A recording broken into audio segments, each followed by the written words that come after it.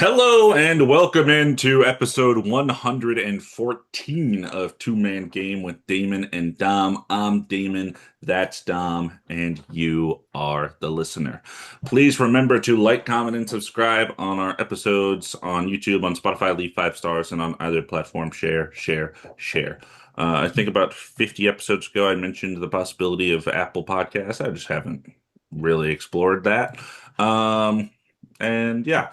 Who knows? Eventually we'll be elsewhere. But for now, it's you and me on one of those two platforms. Dom, we have a lot to get to. Signings, trades. We teased it last episode, but we did not have time because we had not talked about the finals yet. Now, this episode is all of that, everything that has happened so far this offseason. I think we are 5 or 6 days into free agency here. Still a couple of unsigned people out there, but a lot of things have happened. How are you doing?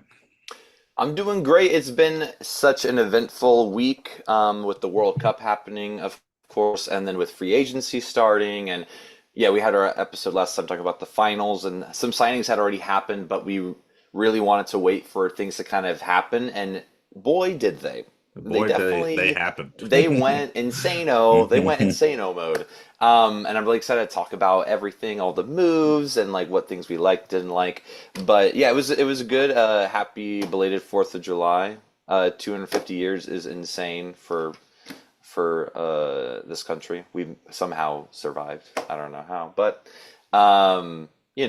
we made it. We're here. And I had a good time yesterday. Shout out Lindsay, hanging out with her family, and going to see the new Jackass movie. Highly recommend if you like fun things and laughing. I was laughing I was the loudest person in Mm, the theater for sure. You know me and my laugh. I went yeah. hard the whole movie.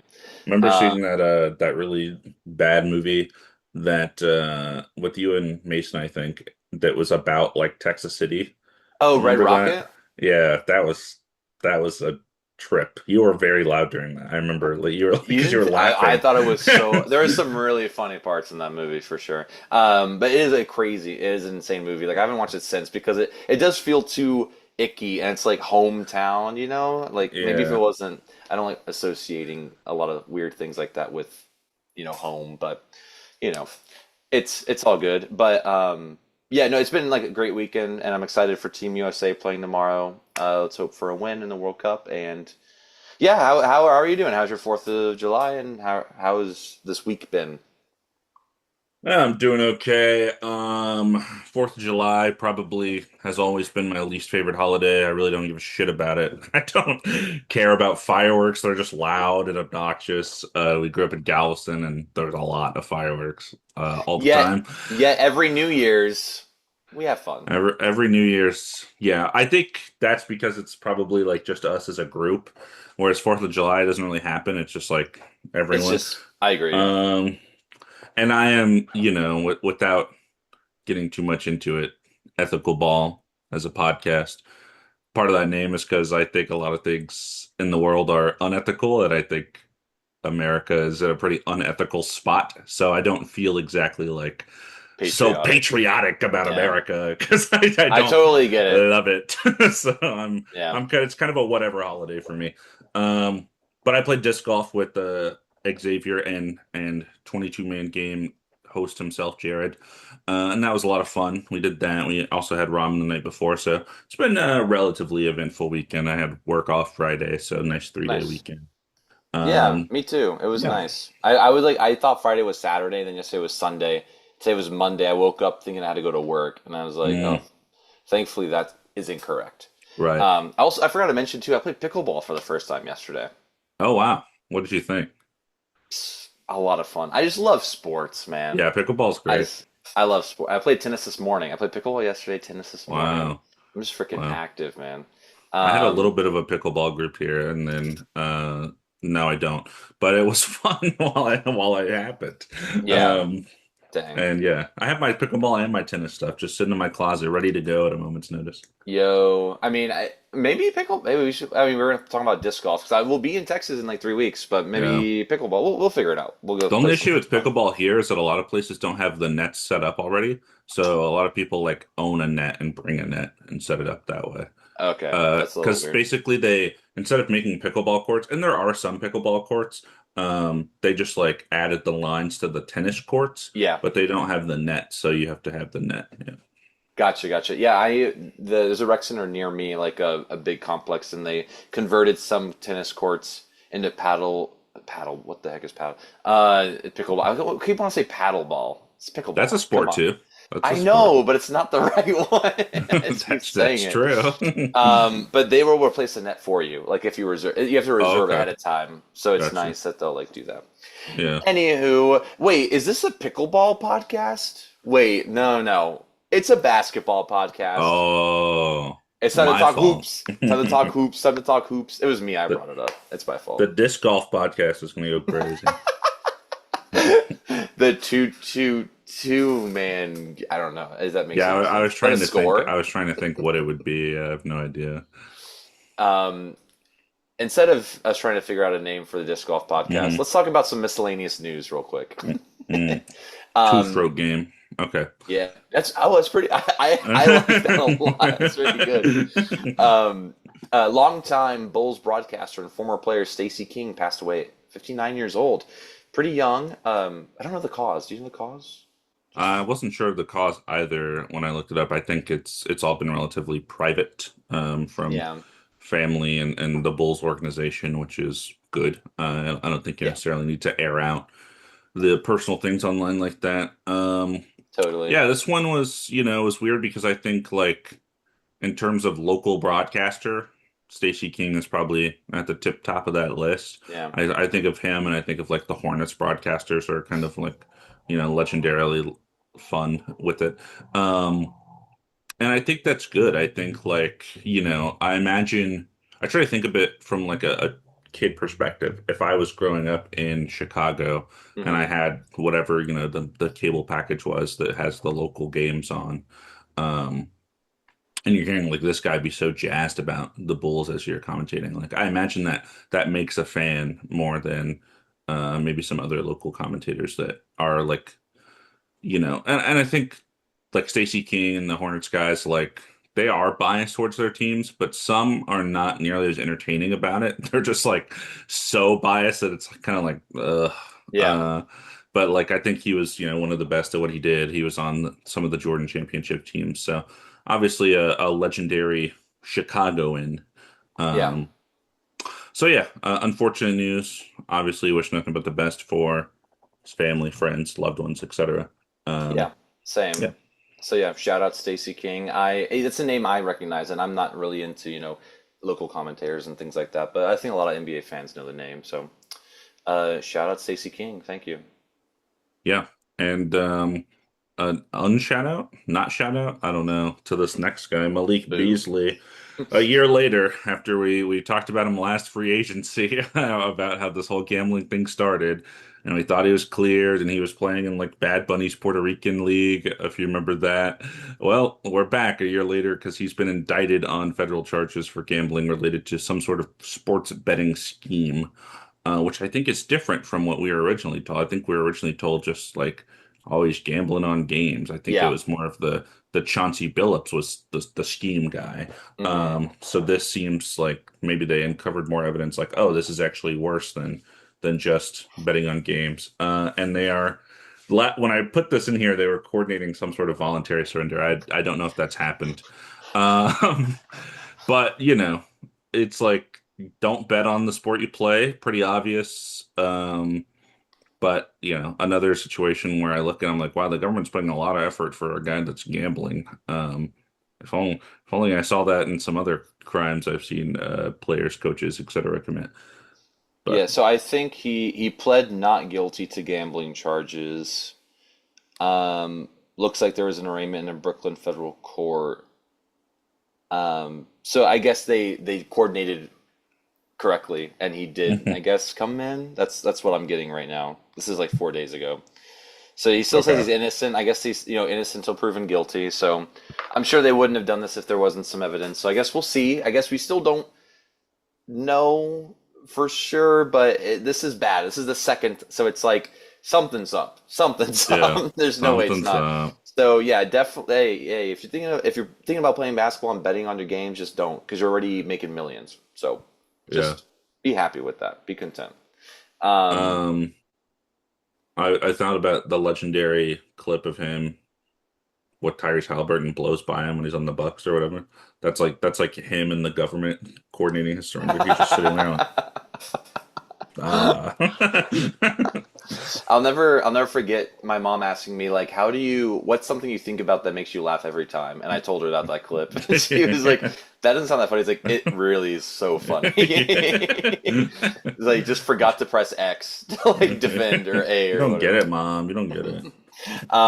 Also something I don't understand really. The NBA Cup championship game this year is going to be at Butler's Hinkle Fieldhouse, which is somewhere I've never heard of. So Butler's a university in Indiana, and they are going to play at that university's stadium, arena, whatever you want to call it. So they're taking it out of Vegas, which I thought was kind of the whole point of the NBA Cup was that it was in Vegas, but now it's not in Vegas. It's in Indiana.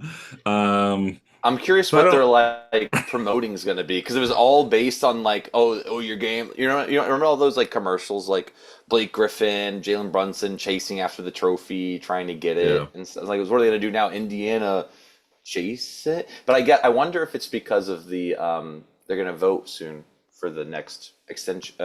Right. For So I'm the wondering for if the expansion. expansion, Yeah. extension. What the?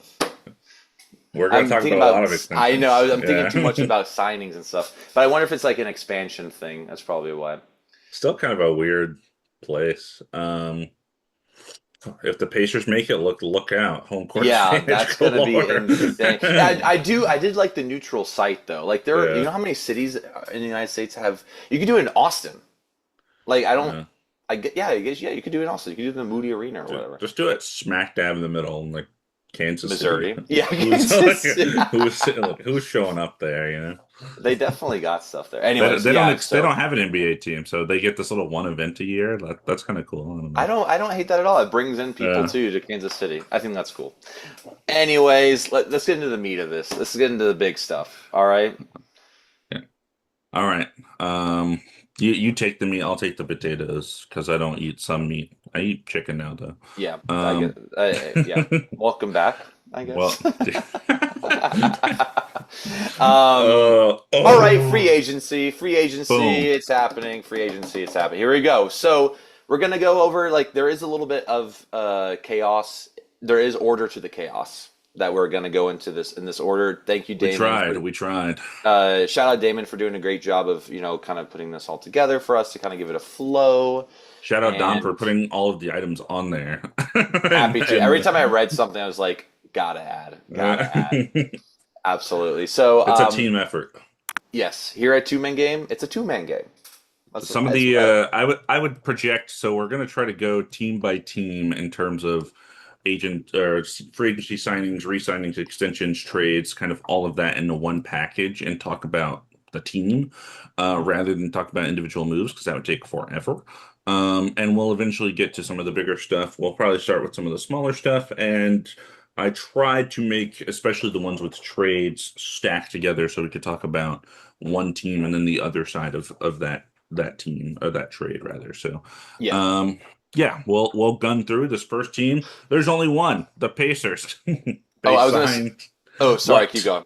I was just gonna No, say real no. quick, Yeah, we're not gonna say every little thing that happened because Thomas Bryant went back to the Cavaliers. Guess what? We're not gonna talk about it. It's just a non. you It's just just a did. non.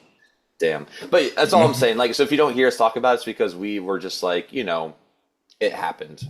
But let's talk I about guarantee that we know more about anybody that's listening to this, so yeah. it's okay. So let's start with the Pacers, please. After you. Sorry. Kelly Oubre, 2 years, $17 million. I like it. Good move. I like Kelly Oubre. I think he's I been like it pretty too. underrated on the Sixers. So I like it too. He's one of those players I was kind of hoping he's a wing and he can shoot the three and he's really good at backdoor cuts. Great player to have if you have a Luka. Really hoping for something like that for the Lakers. But there's oh, going to the be a lot Lakers, of that. the Like Lakers did a lot.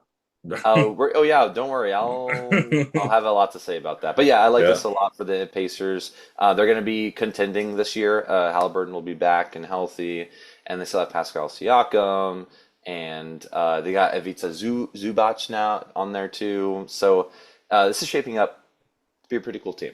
So Yeah. excited for The the East, I Pacers. think, will be pretty interesting with a lot of the stuff that happened.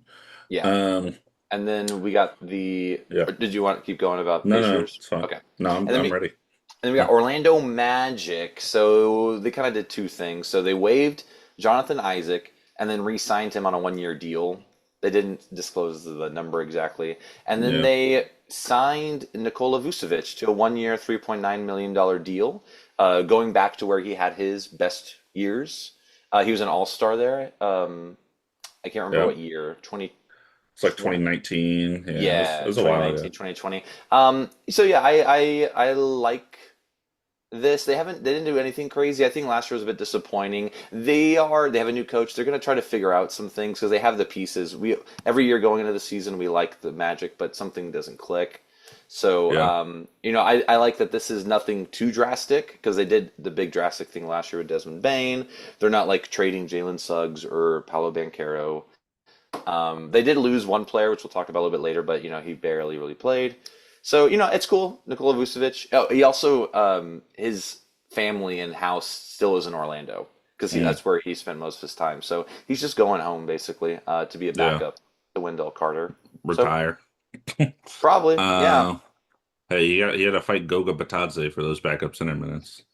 It's the battle. I mean, it's true. I don't know. I don't know who gets It's that backup spot. I'm honestly a little surprised that they didn't do more. I know you mentioned the Bain trade last year. I just feel like it's so obvious that Franz Paulo is not going to work as like a core wing unit, and I feel like at some point they have to make a decision on which one of them they keep and which one of them they ship out. And with all the trades that happened, I don't know. I didn't hear if they were in any of those talks. But like a Jaylen Brown, for example, who we'll talk about later. This would, I think have been like a good destination for that. So, um, yeah, we'll see if this is it for their off season. It would be pretty underwhelming, but maybe they just, like you said, want to kind of get experience under their belt with their new coach. Yeah, I was gonna say I would bet that they're just gonna say we want to try one more year with a new coach, and maybe they do something before the trade deadline, like during the year. Maybe they try to Hmm. get. I think Franz Wagner's like I definitely who's more valuable right now, Paolo or Franz? Paolo. Yeah, so I think they maybe want to try to get Franz's trade value up a little bit, and then try to get something more out of him. Hmm. Um, Maybe he goes to where his brother went, and he gets the little package from there. Who knows? Crazy. But anyway, so yeah, that was the Magic. We'll keep up with them and see what else they do. Hmm. The Utah Jazz made some odd signings. Josh Okogie, 2 years, 12 million. Jackson Hayes, 2 years, 12 million. Team option in the second year, and then they re-signed Yusuf Nurkic to a 2 year, $22 million deal. Um, Not inspiring deals, and they also did something much larger than this, and we'll talk about later. Because I think the other team in that trade is a little more important and had more impact to their current roster. So that's why I didn't include it here. But I think that these signings I don't really get overall. I don't know what they're trying to do. I don't know what they're trying to like if they're trying to get older guys to mentor the younger guys or what. Yeah, it just doesn't make sense to me. Really, none of these deals individually make a lot of sense to me. The only one I kind of understand is Jackson Hayes. He's a good backup. I think he's a solid backup in the NBA. So I was like, oh, you got Walker Kessler. You're gonna have Jackson Hayes as a backup. Then I saw that Nurk. I guess Nurk. Why is he earning so much? That really was 11 weird. million for Nurkic is Is strange. insane. And then Josh Okogie earning more than a vet minimum is also kind of strange. Just at this point in his career. But I guess they had to spend money, right? Like there is some rule now that you have to spend The like certain salary amount of cap floor. space. Yeah, so Yeah. so maybe that's kind of like that. But yeah, I mean, the only one I'm kind of like, yeah, that was cool is Jackson Hayes. The other two, I'm like, oh, I don't make zero sense right now. So I guess we'll talk more about them later for sure. Yeah. Um, yeah, let's go to the Nuggets. So the Nuggets are interesting because there's a lot of they got Jokic on there. Still hasn't signed an extension, by the way. I know I've been hearing a lot about that. He's expressed he wants to stay in Denver. He probably will. They're probably just waiting to see what more moves they can do. They signed Marvin Bagley to a 1 year deal. They re-signed Tyus Jones to a 1 year deal. Bruce Brown, still a free agent. And then Peyton Watson is still a restricted free agent. Marvin Bagley, I think, backup for Jokic. I don't think Valanciunas is going to return. I'm pretty sure he's going to go play in Žalgiris. Overseas. Yeah, Yeah. in Lithuania, back in Lithuania. I got that from my mom. Shout out, mom. Let's Um, go. Tyus Jones, backup point guard. I like him. He's kind of fallen off since he left the Hmm. Grizzlies, for sure. Just like all over the place. Just um, yeah, Bruce Brown, interesting to see. I guess he'll probably yeah, because he got that big contract after he won the championship, and now he's just kind of like on minimum deals and like smaller. So we'll see if he sticks around. And then Peyton Watson, I'm sure they'll try to keep if they can afford it. So, what do Yeah, you I think think about Peyton these? Watson is kind of like it's kind of like one of those situations where I think he wants more money than the Nuggets probably want to give him. So I think he's kind of hoping as a restricted free agent that somebody else offers him a big contract that he can accept, and then the Nuggets either have to match or not, and he kind of gets paid for it. But I know the Nuggets' salary situation is kind of wonky.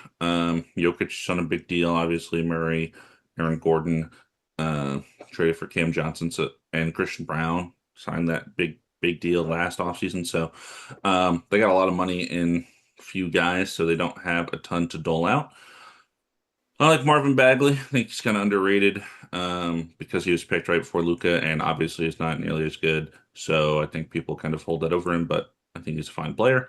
Um, Tyus Jones kind of washed. Bruce Brown seems like he wasn't great last season after they got him back. So yeah, I don't know. I think for a team that had an early playoff exit for their standards, this is not gonna get you over the hump. But I don't really know how many options they had with their kind of salary limitations right now. Yeah. Do you know how tall Bruce Brown is? Like 6'4"? He's like 6'4", yeah. Okay, never mind. Because Plays bigger than he is. I was He's gonna like say, Josh Hart in that way. yeah, I like his hustle a lot. I'm really just thinking like, what can the Lakers do? I guess we got a lot more to go. You just keep thinking That's about where my it. head. I mean, dude, come on, man. What do you want from We'll me? we'll talk about how the Lakers made their whole offseason in 30 minutes. Yeah, that was insane. Okay.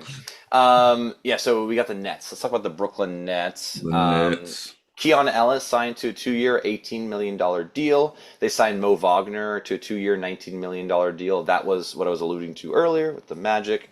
And they Hmm. extended Day'Ron Sharp on a 2 year, $20 million deal. They needed to spend money. I like the moves that they've done because they want to try to be more competitive so they're not in the bottom three. I think what they've done this offseason is good. I don't think they're trying to compete, which is good. They're just trying not to be the worst.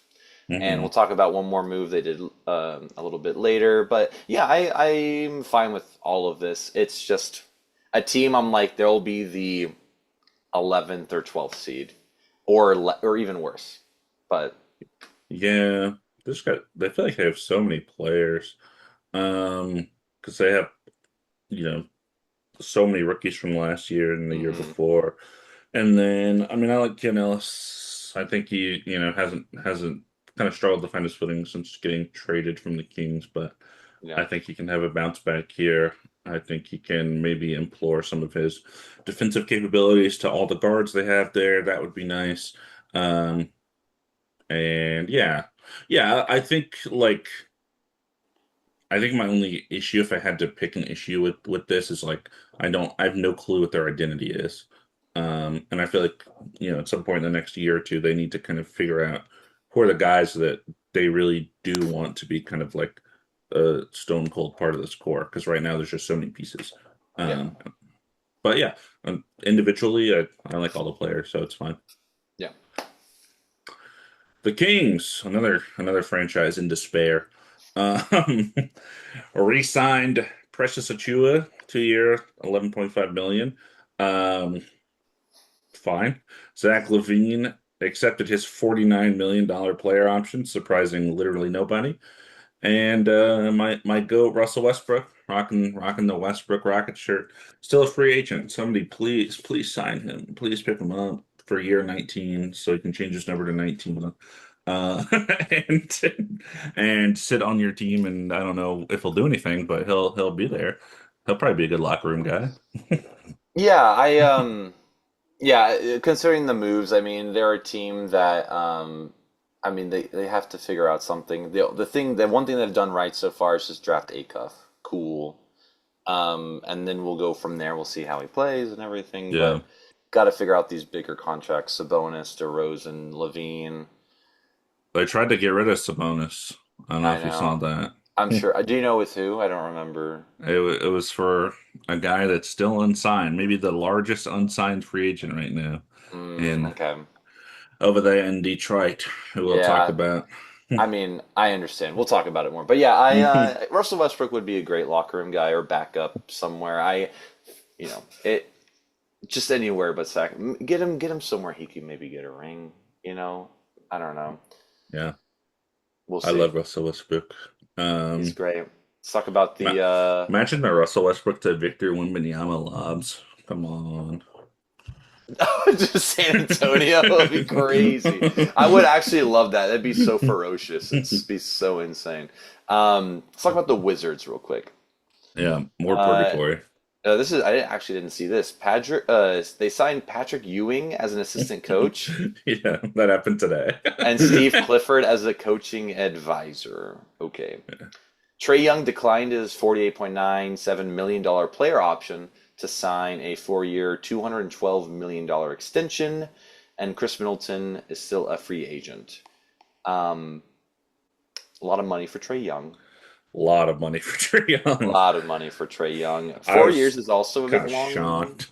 Yeah, I thought maybe 3 years, but maybe they are like, we have all these rookies on here on this team. We don't have to worry about extending these guys anytime soon. We can afford Trey Young, keep him around. Um, it's just a little, it's just a lot. I Hmm. don't love it, but I also think the Wizards are going to be really, they're going to be a team I'm going to actually really try to like sit and watch when the season starts. They're going to be really interesting. Chris Middleton's still a free agent. I don't know where he ends up. Um, Getting a minimum somewhere, which sounds crazy, Go, but go just the ring injury, chase, brother. just injuries, man. Yeah, and I have no comment on Patrick Ewing as an assistant coach. He saw the Knicks win a championship and he said, "All right, I don't have to just sit by anymore. I can go do a little. I'm gonna do a little something, something." Um, Yeah, and he, there's also murmurings of Anthony Davis trades again. So we'll see if that results in anything. Um, but yeah, another team that I guess they picked a direction that starts with Trey Young and Alex Sarr.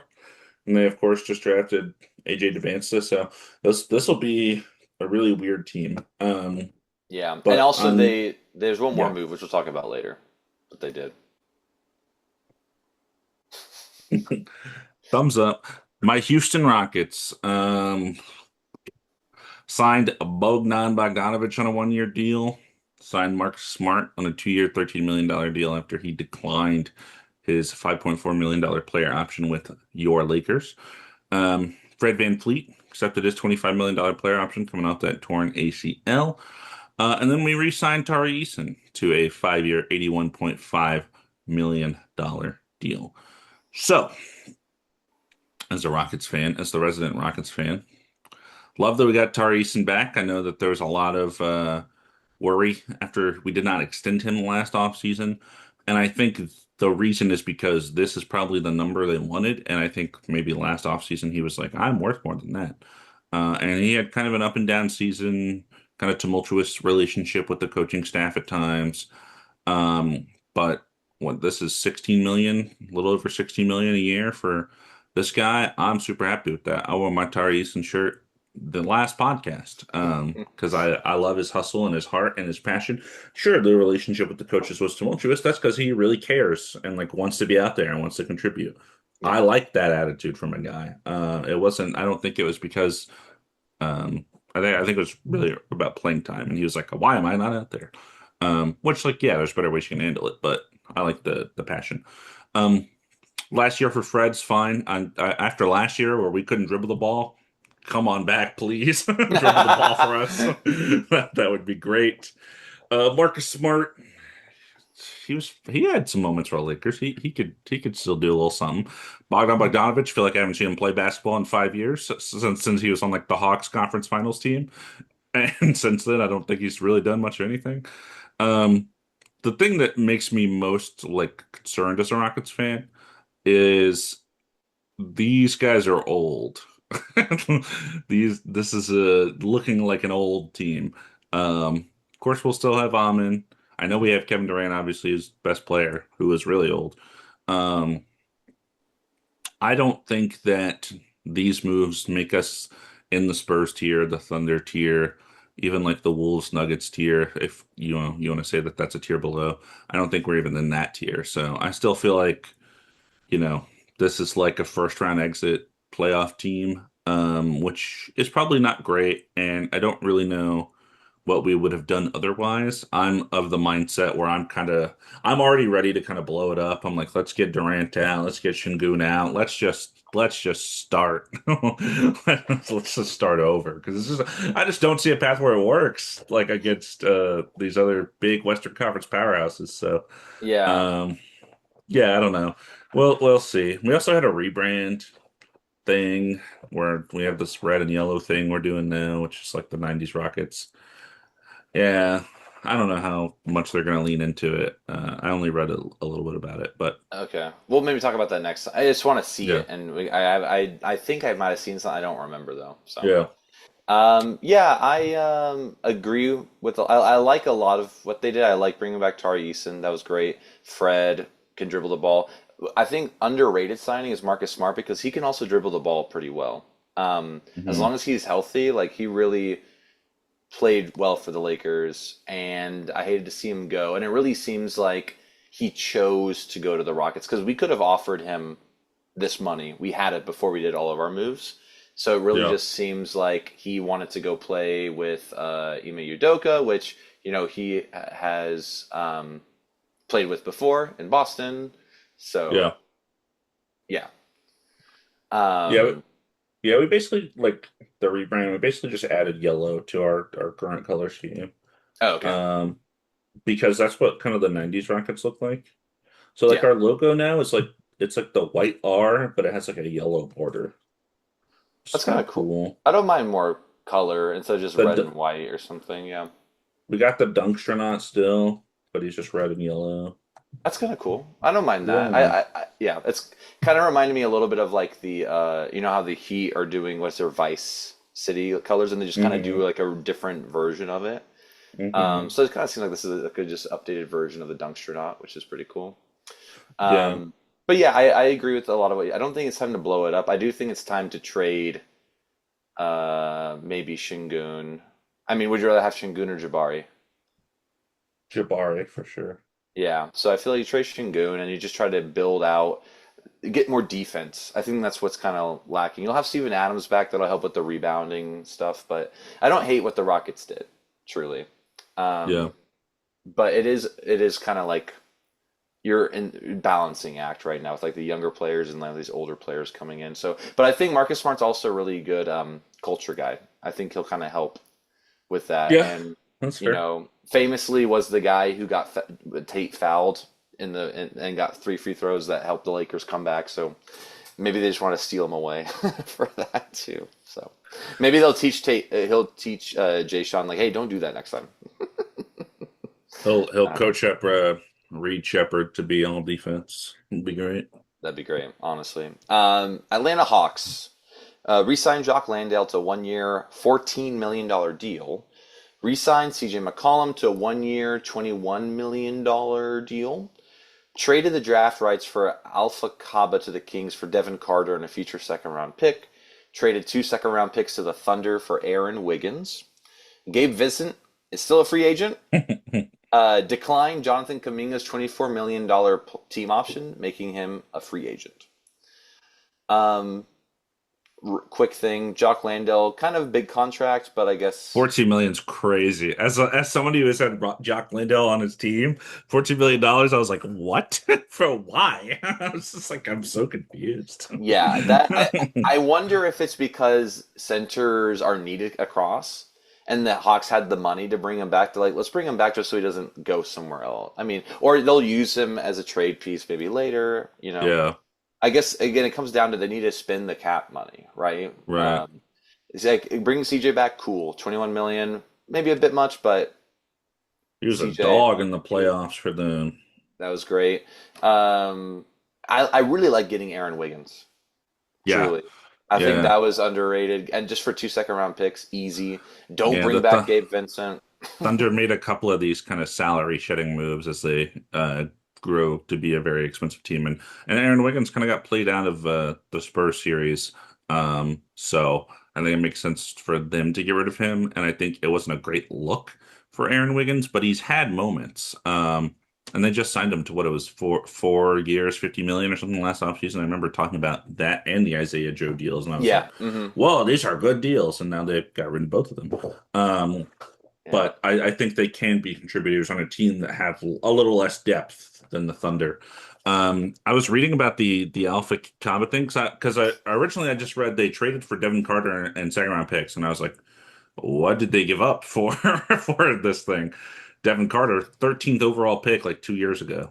And he like had a really bad season-ending injury that I don't remember what it was, but like still a first-round talent and only 2 years in the league. So kind of crazy that the Kings gave him up for nothing. The Kings of all teams gave him up for nothing to shed cap as well because they have some crazy expensive contracts on their team.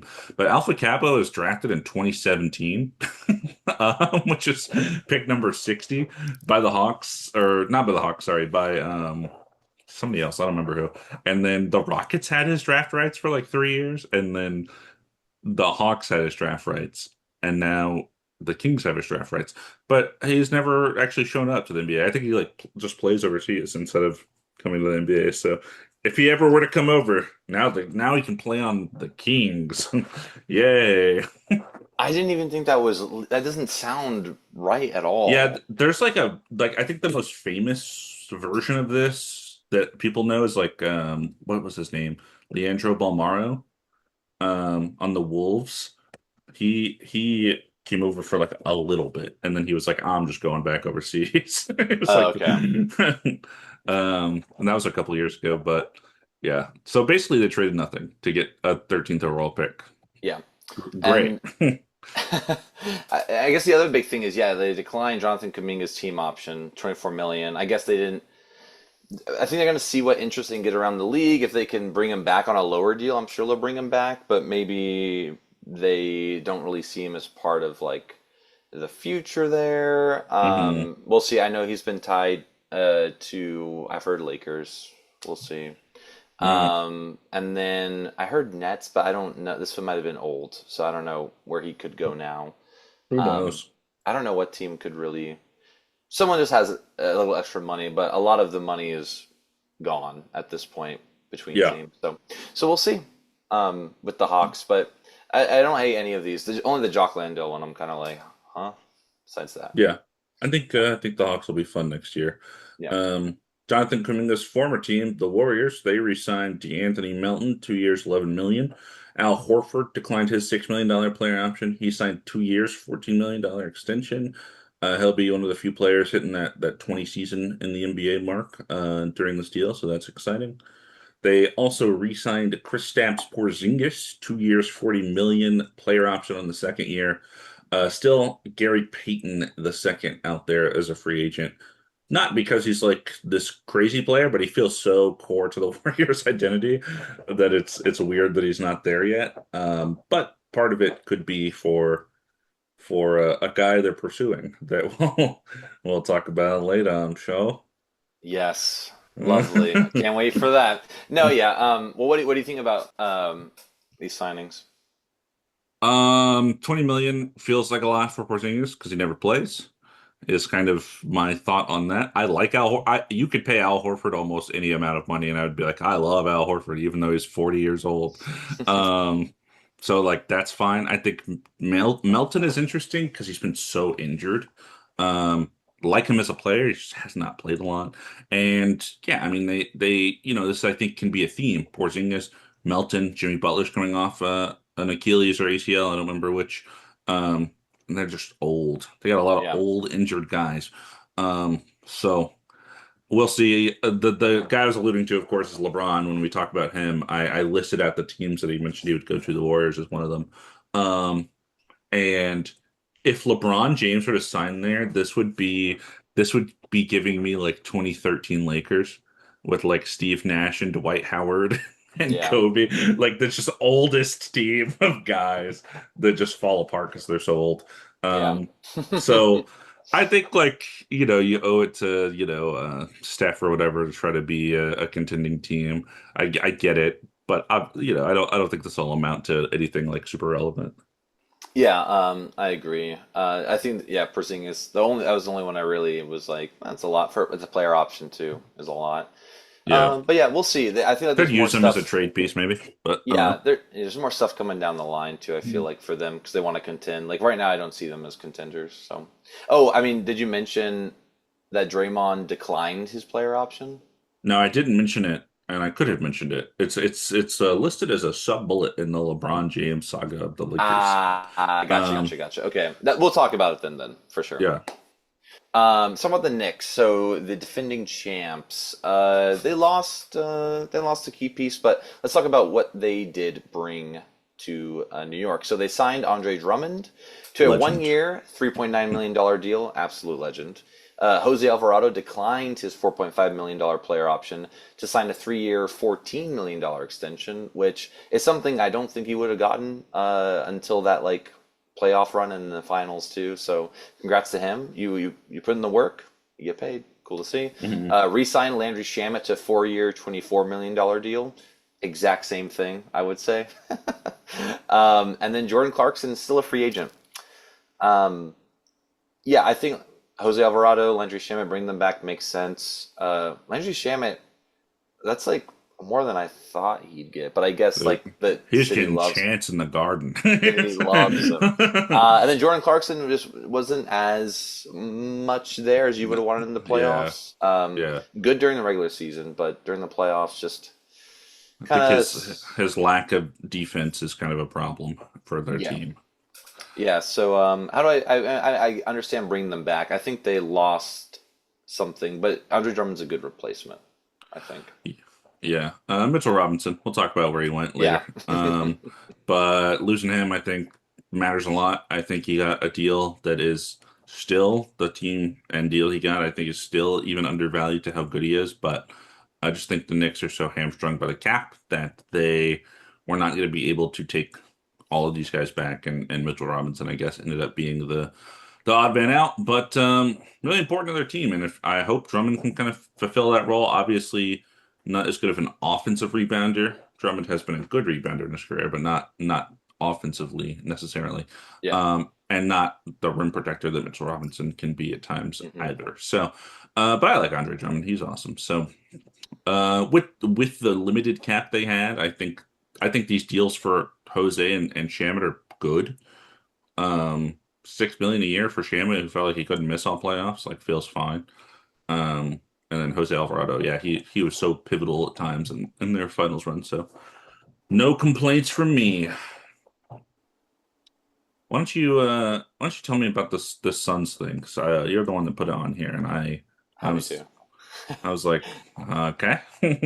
Yeah. Well, okay. So let's talk about the Suns. We've talked about this. This has happened a few times now since we've been on the podcast, and every time I'm still like, huh?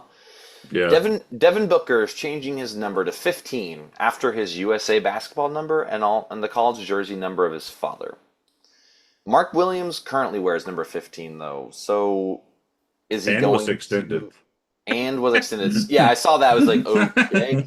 So I guess he because I've heard of people that make deals with other players to like switch numbers. I think Darren Peterson did this to get his number from who's the other tall guy in the Jazz? Young. There's so many guys. Not it's the young like the guy they drafted and has the weird Mormon stuff too. Oh, Kyle Filipowski. Kyle Filipowski. He has Yeah, 22, and then Darren Peterson was like, "I'll pay you a certain amount or something," and they're yeah, gonna switch numbers. Anywho, Devin Booker changing his number. I hate it. You've been number one for so long, and now you're gonna be 15. yeah. Do you Please, know? Do you know how long he's been on the Suns? I'm gonna say 9 years.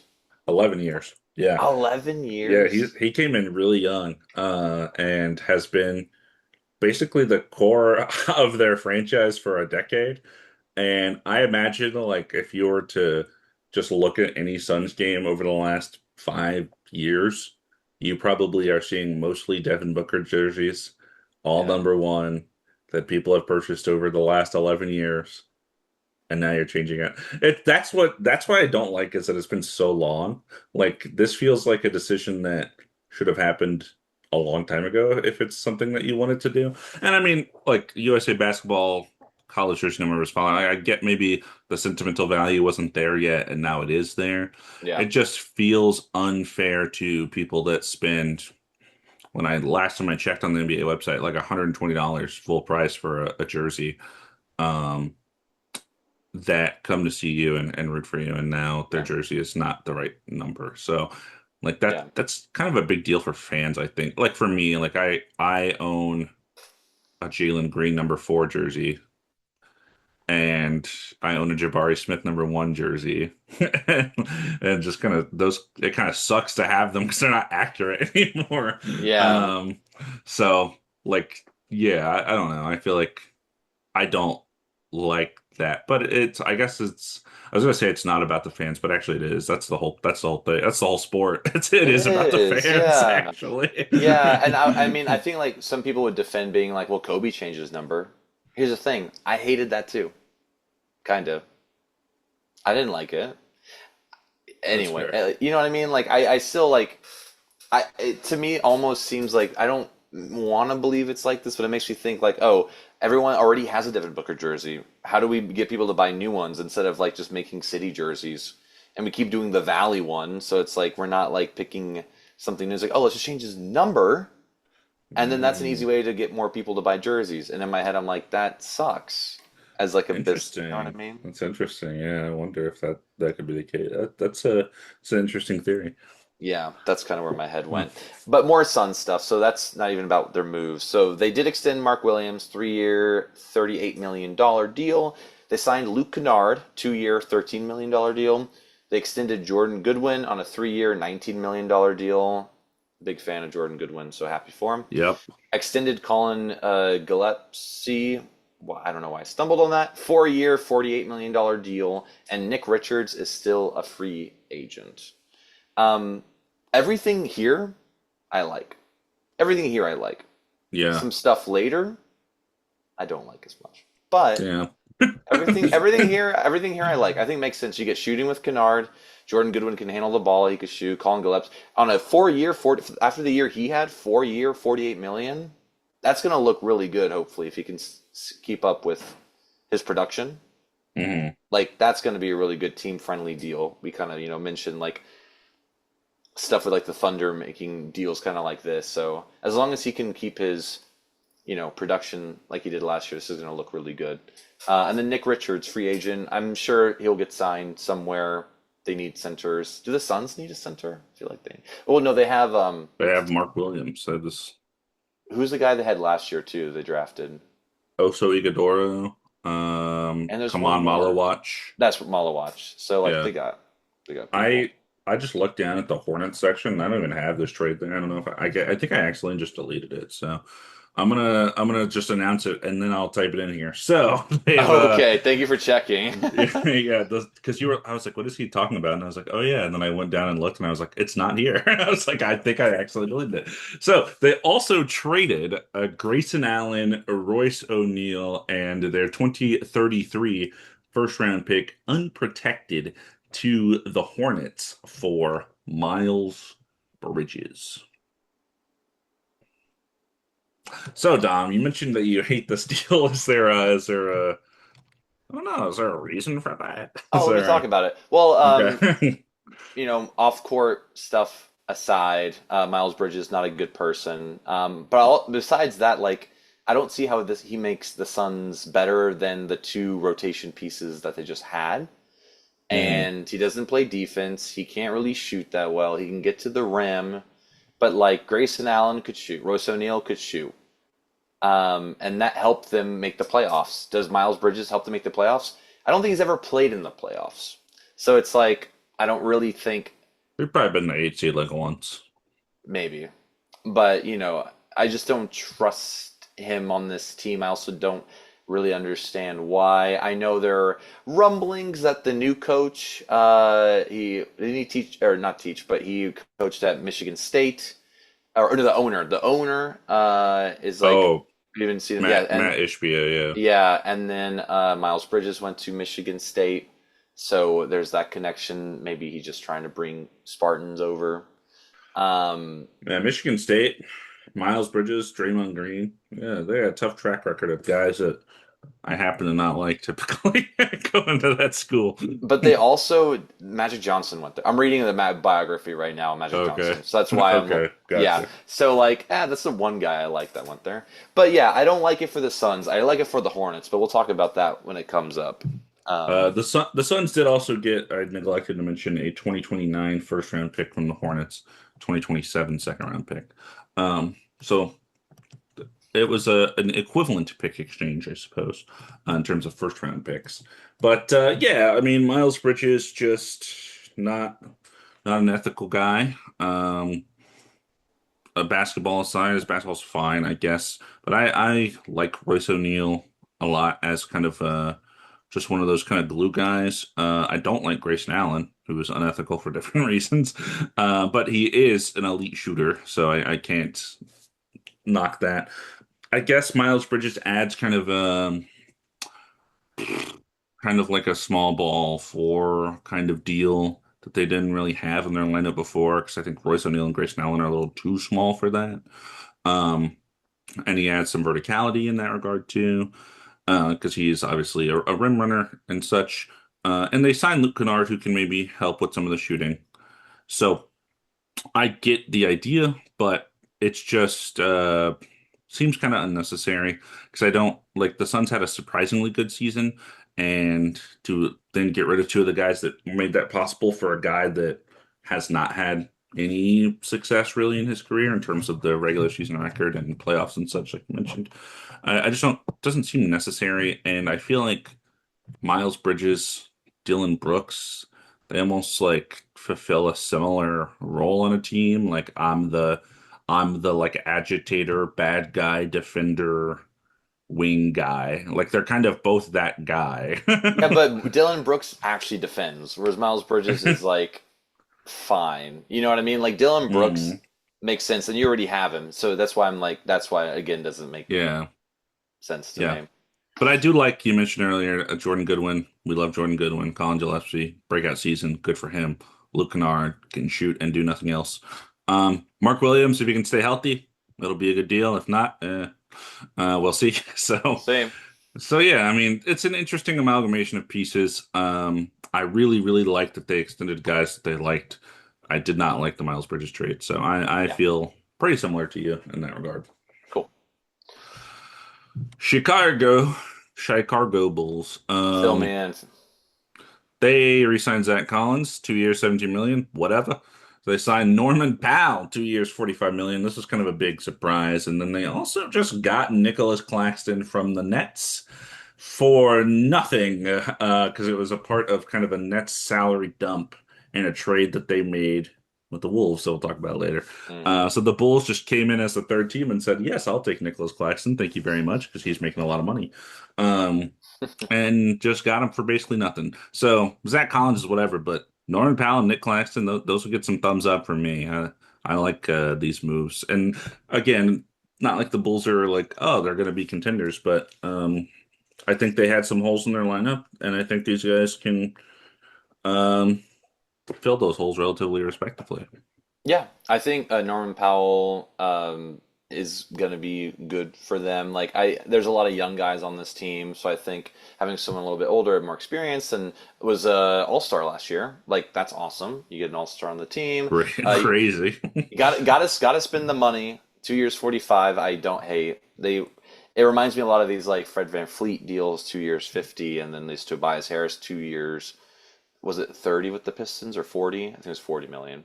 It's just things like that you're like overpaying a little bit for these guys because you have to spend the money. And then getting Claxton also like if this is all the Bulls do, I don't hate because they've had some people leave and sign elsewhere. Like their Yeah. guard because their guard they had like 7 guards at one point. So like Yeah. I think this has been like pretty good offseason so far for them. So far this new regime is doing everything right, I think. Yeah. Yeah, I would agree with that. Especially when the older team got rid of Kobe White and I had Dosunmu, who signed a giant extensions that Yeah. we will talk about, and they lost them for nothing. So there's that. What Spurs. happened? Spurs. Yeah, so Spurs, the other team in the finals, unfortunately didn't make it that far this time. Hope to remedy that. And so they signed Billy Donovan as their lead assistant coach. Kind From the of Bulls, out of the who blue. left the Bulls, I guess. Yeah. Re-signed Harrison Barnes, 1 year, $8 million. Re-signed Julian Champagny. Why am I Champagny. Champagny? To a 3 year, $45 million deal. And then they signed Tobias Harris to a 2 year, $31 million deal.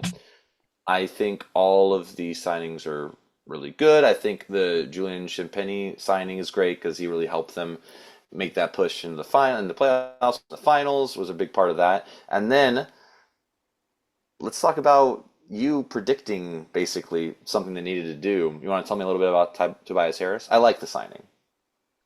Yeah, I do too, and I hate the Spurs for it. Because I don't remember what I said, but it was something like they need a like a four that can shoot in space. They don't really have that because I think Champagny, who was great for them for most of the playoffs, is a little too small. Harrison Barnes, who they did bring back, just kind of got played out of the rotation though. And Tobias Harris fits that bill perfectly, and that's what he's been doing for the Pistons. And not only that, Tobias Harris is a respectable ball handler. The turnovers were a big problem for the Spurs in their playoff run with their young guards not being able to really handle the ball successfully all the time. So this gives you now another option on offense because, as much as we like Champagny, Devin Vassell, those guys, they're very much one dribble shoot. They're not traditional ball handlers in that respect. So having a guy that you can kind of use as a release valve on offense when the guards are getting pressured a lot, I think is going to work out really well for them. So Yeah, it's like the perfect thing that they needed, I think, to fit kind of the rest of their team. totally. So I think this is good. I don't anticipate like anything else happening this offseason. I know we talked about De'Aaron Fox. Like I Who think he was knows? just not held. Yeah, so I don't think they're going to do anything now, at least. So I think this is all Hmm. they needed to do. Um, Yeah. yeah, Perhaps a yeah, deadline move or something if they see something that's not working. yeah, definitely. So good. The other big Western Conference powerhouse, the Thunder, re-signed Kenrich Williams, 1 year, $5 million deal. Accepted Lou Dort's $17.7 million player option, or team option, excuse me. And then they also extended Isaiah Hartenstein, 3 year, $75 million deal.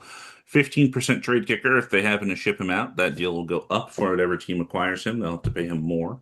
And then they kind of had this unique rework agreement. So not an option, but the last year they can like kind of go back in the lab and talk about how they would restructure the last year. Not something you see often in NBA contracts. Um, and yeah, the Thunder are kind of one of these teams that again are pretty hamstrung by the salary cap. The extensions for some of the young guys are going to kick in here pretty soon. Um, and that's going to leave them with you already saw Aaron Wiggins. We'll mention another guy later that they traded to get rid of some salary. Um, Lou Dort accepting his team option and not extending him, it's interesting to me. It tells me that he may not be long for the team as well. Um, he may kind of be the next salary guy they get rid of. I'm a little surprised they got Hartenstein back. I thought he was going to be kind of the victim of, oh, they don't have enough money. But I think he was so integral to their success, especially against the Spurs, though they didn't win the series. I think he was much more effective against Wembanyama as a defender because he's so big in comparison to Chet. So I think that's why they were like, we need to bring this guy back because we need him right now. And they're trying to cut elsewhere. So yeah, I think he is probably worth $25 million a year, especially as kind of a back line of their defense that they kind of need right now. But yeah, I honestly I wouldn't be shocked if we see Lou Dort moved kind of down the line in the offseason or even before the trade deadline of this upcoming season as they try to continue to cut salary. Or if they notice like, oh, we have a hole in our lineup, we need to kind of plug it in with something and they kind of start pairing some of those salaries together. Yeah, I was a little surprised also that no extension for Lou Dort. I feel like he's just been there this whole time and always been so solid. And even though, yeah, his like shooting slumped down a little bit and didn't get as many minutes as maybe you'd think. I think it was more just like play the matchup, because it's been solid for so many years. So it's kind of weird. It would be weird to see him not in a Thunder jersey, Yeah. truthfully. And then, yeah, getting Hartenstein on this deal, I was also surprised by, but it makes perfect sense. They need someone who can disrupt Wimby. That's what's on their mind right now. Yeah. So it makes perfect sense. All right. So Yeah, all right. We got Blazers, Portland Trail Blazers. I think now we're gonna this get is into kind of your like we're gonna get this is your kind of third favorite team, I think. uh, Maybe we'll fourth. yeah, it's top five for sure. Like Lakers, Wolves, Rockets, Blazers. That's what's in my mind. Yeah, and then Raptors probably. So it's Yeah. like, yeah, I think that makes sense. Blazers. Let's talk about them. They re-signed Robert Williams III to a 3-year, $44 million deal. And this is the bigger one. They traded Jeremy Grant and Chris Murray to the Memphis Grizzlies for Ja Morant. So Mm. Demetrius is no longer in Memphis. I'll talk about Robert Williams first. It's a long deal for someone who's always injured. That's the Yeah. only thing. And Yeah. I like him when he plays, but injuries are a very real thing. And he's still like kind of young, but he like doesn't get to play. So I guess they need a backup. They have Klingon, that's obviously their starter, and they need a backup center. So it makes sense that you have Yeah. Robert You know Williams. who they have? They have Young Hansen. When's that guy gotta start playing some NBA ball? True. I would like to see more because I heard so much about him and then we got there, and then I don't know. I do want to see more of that. And then I think the plus here. So let's talk about the John Morant trade. So getting off of Jeremy Grant's contract, great. Chris Murray, who really isn't playing or in the rotation or anything, cool. Getting John Morant, another point guard, essentially. So we got Hmm. 5 guards now on this roster. They're lacking Hmm. forwards. I mean, a very small package for John Morant, but I mean, this is probably the most they were going to get. This is more on the Grizzlies for not trading him when his value was higher. Yeah. Um, and, this was super random. I think everyone was kind of like, oh, Portland. Oh, I know there's a lot of rumblings about Jaylen Brown going here and things like that, which Oh, I would have loved that. that would have made a little bit I more would have sense. loved that. Him and Denny would have been crazy. That would have been awesome. Yeah, so now we got Jaw. So there is a log jam at the point guard and shooting guard position, and like I don't know exactly how they're gonna run it. You got to convince Let's someone to list come them off the off. bench. Okay, let's do it. So we got Ja Morant, Yeah. Damian Lillard coming back from an injury, Yeah. who just won the 3-point The contest, the icon of Portland. literally. Mr. Portland himself. Then we got Drew Holiday Still there. and still there, Scoot Henderson and Shaden Sharp. Hmm. Hmm. So, who would you start? Well, actually, So, you want to tell me about? Yeah, tell me how you feel about this first. yeah, I echo your sentiment about Robert Williams. I think he's one of those guys that we really like watching, but it's just been so inconsistent in terms of his health, which is unfortunate. I think Jeremy Grant and Chris Murray is like basically a nothing package for John Morant, so that's fine. And I think it's one of those, bad situation. It's a talent play. Can we kind of recoup his value and make him back to when he was, basically an all NBA level guard? Um, that would be, I guess, the idea. It's just, yeah, it becomes it's not a bad trade in terms of, oh, the assets they traded for John Morant is like nothing. I get why they buy low in that sentiment. but the like wonky lineup they're gonna have because of it, I don't get at all. I don't know if this means that Shaden Sharp is on the way out or Scoot is on the way out, who started playing really well finally in the second half of last season. Um, Drew Holiday, I guess, could be the odd man out, but he's Drew Holiday, and anyone would just love to have him on the team. So, yeah, it's a logjam. So there was an announcement after this trade where they said who their starting backcourt was going to be. They said it was going to be Dame and Ja, which is crazy. They're both like 6'2", 6'3". I feel like if it were me, I think I would you have to start Dame because he's Dame. I think I would start Drew Holiday. He's big, he's defensive. Makes a lot of sense as a pairing with Dame because Dame and Ja is like, it's similar to Dame and CJ in terms of the defensive liability Yeah. in the backcourt. So if you have Drew but that still leaves Ja, Scoot, and Shaden Sharp off the bench, which is insane.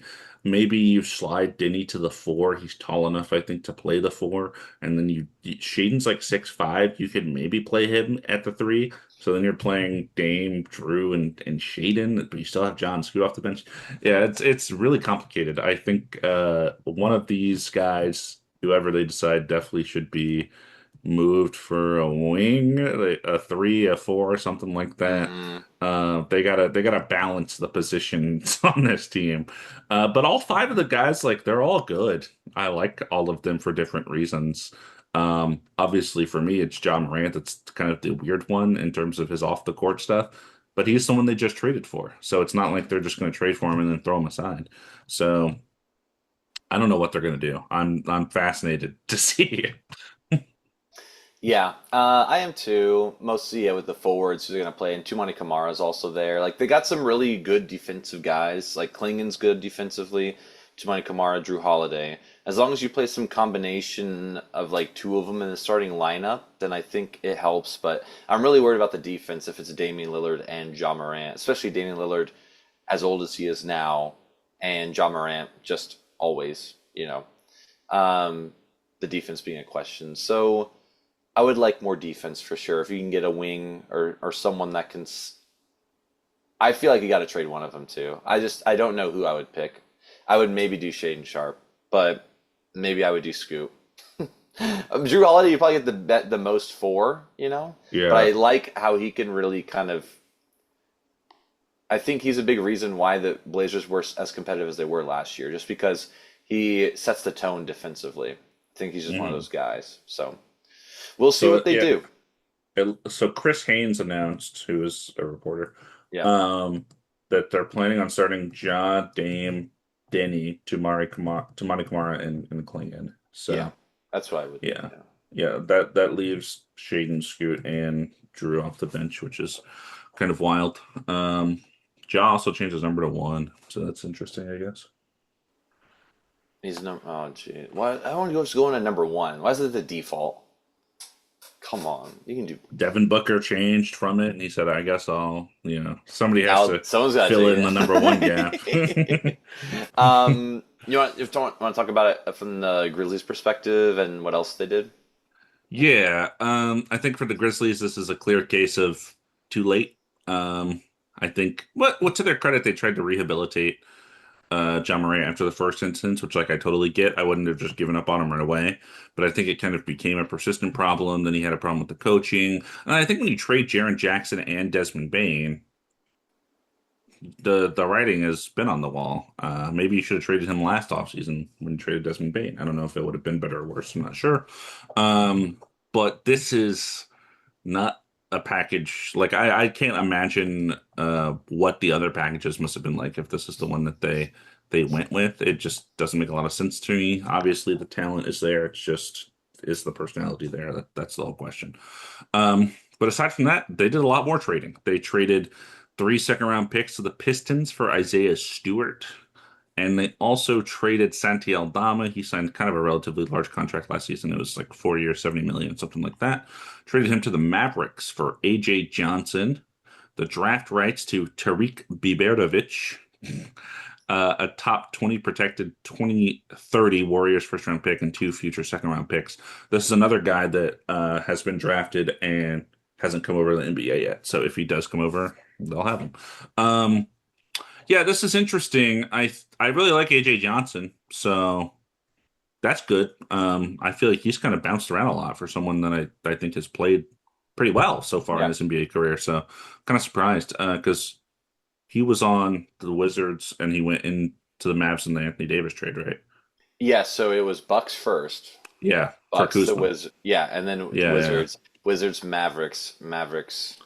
yeah. Wizards. I don't understand how this has happened to him, but hopefully he can be a good part of the Grizzlies now really really young team Yeah. without all of these other guys. So I like that the Grizzlies have blown it up. I like that because I mean they already traded Bane. That was like the first move of many. So I like that they have kind of cleared the slate. They don't have any super like blue chip young prospect guys. They have Cedric Coward, who's already pretty old from his drafting time. GG Jackson is still like 21. Maybe he can turn into something greater. Yeah, a lot of young guys. So I'm this will be a kind of a fun team to see experiment with all these players going forward. So Yeah. I think that's a good package for Santi. I think Santi's a fine player, but getting AJ Johnson and a first round pick for him, I feel like that feels pretty good to me.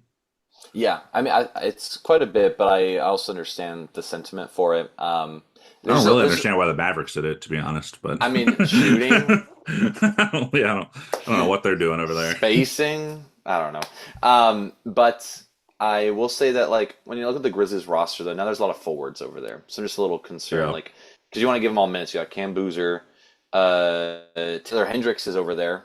Don't forget about Yeah. him. And now you got Isaiah Stewart also is like a 4 or 5. Um, so it just maybe a little bit, but It's going to be a weird amalgamation going on for sure. yeah, but this is the time for them to do it. They already blew it up, so might as well keep it rolling. Hmm. Talking about, hey, let's talk about the Raptors. Let's talk about the Raptors real quick. So they Hmm. did some things.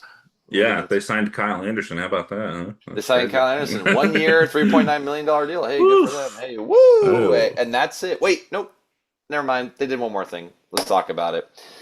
They traded Brandon Ingram, Grady Dick, 2 first-round picks, 1 first-round pick swap, and 2 second-round picks to the Clippers for Kawhi Leonard, franchise icon. Back to the Raptors, baby. Back to Toronto. All right. How do you feel as this is your top Eastern Conference team Yeah, from my estimation? I like it a lot. I really, really do. And I know Kawhi was talking about where he would go back to play. He mentioned Toronto, and in my head, I was like, do this? I thought maybe there's a couple contracts I could see on the Raptors that, are kind of bigger that they might want to. I definitely didn't think they're going to try to put Pirtle in here because he's too old. But I was like, Emmanuel quickly I, is I interesting. wish they got rid of that Pirtle I know, contract. but I knew the Clippers. They understand a bit more. But like, Yeah. seeing Emmanuel quickly, maybe Brandon Ingram, of course, came up. Maybe RJ Barrett. The only person I wanted to stay was RJ Barrett, honestly, because he's Canadian. And I was like, I like that he's playing there. But you love Um, Emmanuel quickly. I do. He's But making so much money. it's true. It's awesome. But yeah, so they get Brandon Ingram really good during the regular season, was an all-star. Did not play very well at all in the playoffs in the first round. Grady Dick fell out of the rotation. I also like Grady Dick a lot. It'll be weird to see them. For some reason, Brandon Ingram in a Clippers jersey makes perfect sense. I don't know why. It just I Yeah. wasn't doesn't Grady Dick will look a little strange to me in a just maybe because he's always been there in Toronto. But the trade itself, I really like it. I like Kawhi Leonard. They needed someone who could really close out games and just like be instead of Scotty Barnes always having to be that guy. Now they have a guy who's been proven to be that guy. And yeah, he's older than he was when they made that title run in 2019. But at the end of the last season was amazing. Played really well. You hope that you're able to kind of keep him healthy throughout the year, get him to the playoffs. He can do his thing. I like it a lot. I think he fits in great with what the Raptors are doing. They still got all these younger guys, and They're playing really well, and I think Kawhi Leonard there will just be a good mentor for them. And I like that they're not just loading up on older stars. They got one, and they got a really good, solid one, and now they can just kind of roll with it. And maybe I want their center rotation to be a little bit more filled out. Maybe they figure that out. I know they also brought back Trace Jackson Davis. Shouldn't write, but I just remember reading that. So it's him and Jakob Poeltl. But Sure. besides that center rotation, like I like this team a lot. What did you think of this trade? Yeah, from the icon perspective, I was like, yes. I immediately thought about the Raptors finals run, ending the Warriors dynasty with Kevin Durant on it at the time, and all of that kind of being so fun. The shot against the 76ers, etc. The Kawhi eats free here all over like Toronto, that sort of thing. And I don't know if anyone has wore number two since he left. I don't think anyone has, because I feel like they kind of planned on retiring his number just for winning the one championship That's there. so cool, but crazy, but cool. Yeah. Um, but so from that aspect, it's so cool. I wish he stayed back in 2019. I really wanted him to. And it's not like anything came from the Clippers. So I'm glad he's back. I'm glad he wanted to go back because I know he was so big on going to LA when he did. He always wanted to play there. It's where he's from, his family's from, etc. So to go back to a franchise where he only had 1 year, but it was such a memorable year, I think is really, really neat. Um, Now in terms of the trade itself, I think Brandon Ingram, fine with giving up Brandon Ingram. I'm kind of low on Brandon Ingram in my opinion of him as like an NBA All-Star, just because like he also like I know people love talking about Kawhi being unhealthy, which yeah, he has had several years where he's missed 30, 40, 50 games, missed crucial playoff series. That's all true. But I think Brandon Ingram has also missed a lot of time in his NBA career. Um, so I think that's worth mentioning. Grady Dick seems like he was kind of falling out the rotation anyways, to a point. F tier legend. Um, and then picks, giving up picks is always scary because Kawhi is like 33. He is injury prone. So if it's 3 years from now and he's about to be out of the league because he just can't stay healthy, that could bode unwell for the Raptors. But I like the idea. I like that they did it. I think that their current roster really didn't make a lot of sense to me. And I think Kawhi fits a little better defensively, ball handling wise, because I think Brandon Ingram is one of those guys that like sometimes he has the ball too much. Yeah. I think Kawhi can have the ball, do his thing, but also kind of dish it to the other guys and let them do their thing. Um, so I like all of that. I think, this is not, again, in my estimation, this is not going to be a team that's really competing with the Knicks and other teams in the East, but they could have an interesting second round series. And we haven't mentioned Scotty Barnes. Him and Kawhi together, that's scary mode on defense if they're trying to lock you down. That's better than OG and McHale. Like they're really good defenders. And that could be pretty exciting. And I think RJ and Emmanuel quickly no slouches either. So you can make a lot of fascinating defensive lineups with this team. And I think that's kind of where their identity was a lot of last year, and now it can be even more towards that because Brandon Ingram and Grady Dick, the two guys they got rid of, are not exactly good defenders. Um, Now their depth, I think, does leave a little bit to be desired. Like I mentioned, RJ quickly, Kawhi, Scotty, Pirtle. That's why they're starting five. But then after that, it's like kind of falls off pretty quickly. Um, you're getting a lot of Jameson Battle and uh, guys like that Jamal that are like Shed, Colin Murray Jamal Shed. Bowles, like super young. Yeah, Colmore Burrows had a good second half of the season too, Yeah. um, and is also a defensive wing. Classic Raptors going back to the defensive wing Classic. identity. Yeah. But yeah, I think it's an exciting move. I think it's a move that certainly will make your fans care a little more next year. I was gonna say, I think it's a more move for the fans because as much as I like Brandon Ingram, Grady Dick, and these picks, I know it's kind of scary. I think they're fine, and they still have picks. It's not like they gave up like too crazy much. And none of these guys are like franchise people. I think having Kawhi Leonard back is going to be great for Kawhi too. Also, I mean, still unresolved the aspiration stuff and everything with the Clippers. So he's True. just like, let me just like get True. out of there. Let me just get Yeah, out of there real quick. that would be crazy if like halfway in the season they're like, yeah, Kawhi's suspended actually, like he can't play anymore. I guess I don't know if they're like allowed to do that, but that would I be don't odd. know. I don't know what it would be, but yeah, I like it. I like it for the Raptors. Tell me Do you about the like it? Clippers. Are Do you? you like it for the Olympus? No, I'll do it. Yeah. So aside from obviously getting Brandon Ingram, picks, Grady Dick, the Clippers accepted Brook Lopez's $9 million team option. Bradley Beal declined his player option. He's now a free agent. Nicholas Batum still a free agent. Benedict Mathurin still a restricted free agent who they got in the Zubac trade. So um, they kind of have an interesting, wacky little identity now as they're kind of going into this new era.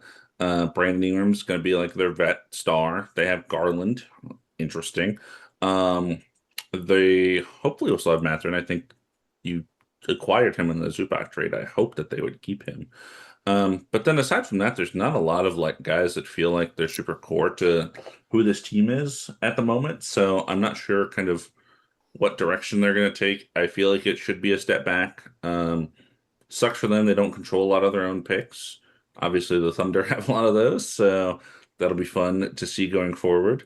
Um, but I think like this is a good package for Kawhi, especially considering his age and injury history. Hmm. You have to be happy with this. And I think if you're not like, you don't love Brandon Ingram, you can again flip him down the line and get more things. So I think that they are kind of in the process of figuring out who their next guys are going to be. Feels like Garland is going to be one of them. And then I'm not sure if they're married to keeping Brandon Ingram around yet. And if they're not, I think they can get rid of him. And I know they drafted, what's his name, Keaton Wagler, I Keenan think Waller, is yeah. the big guard they drafted. So, um, yeah, this is a good starting point for this team to kind of pursue this new direction. Yeah. Yeah, so I think, one of those trades where I'm relatively happy with both sides. Yeah, I actually like a lot what the Clippers did, and I'm afraid of being a fan of theirs. So I'm not gonna be too not. No, I'm kidding. I do like a lot of what they did. I think this trade is great for them. They get some picks involved in this. They get like Grady Dick, who is technically a wing who can shoot. So maybe he kind of replaces whatever Batum minutes if you don't want to get He him just he back. just runs Or around. you look That's what okay. Quick, okay, I. you keep quoting me. No, okay. I did say that. I did say that, and he proved me wrong. And I love being prove me wrong. Prove me wrong. Get in that rotation, Grady. Come on, man. It can't be. It's the Clippers. It can't be that hard. Look at it. I do think Benedict Mathurin comes back.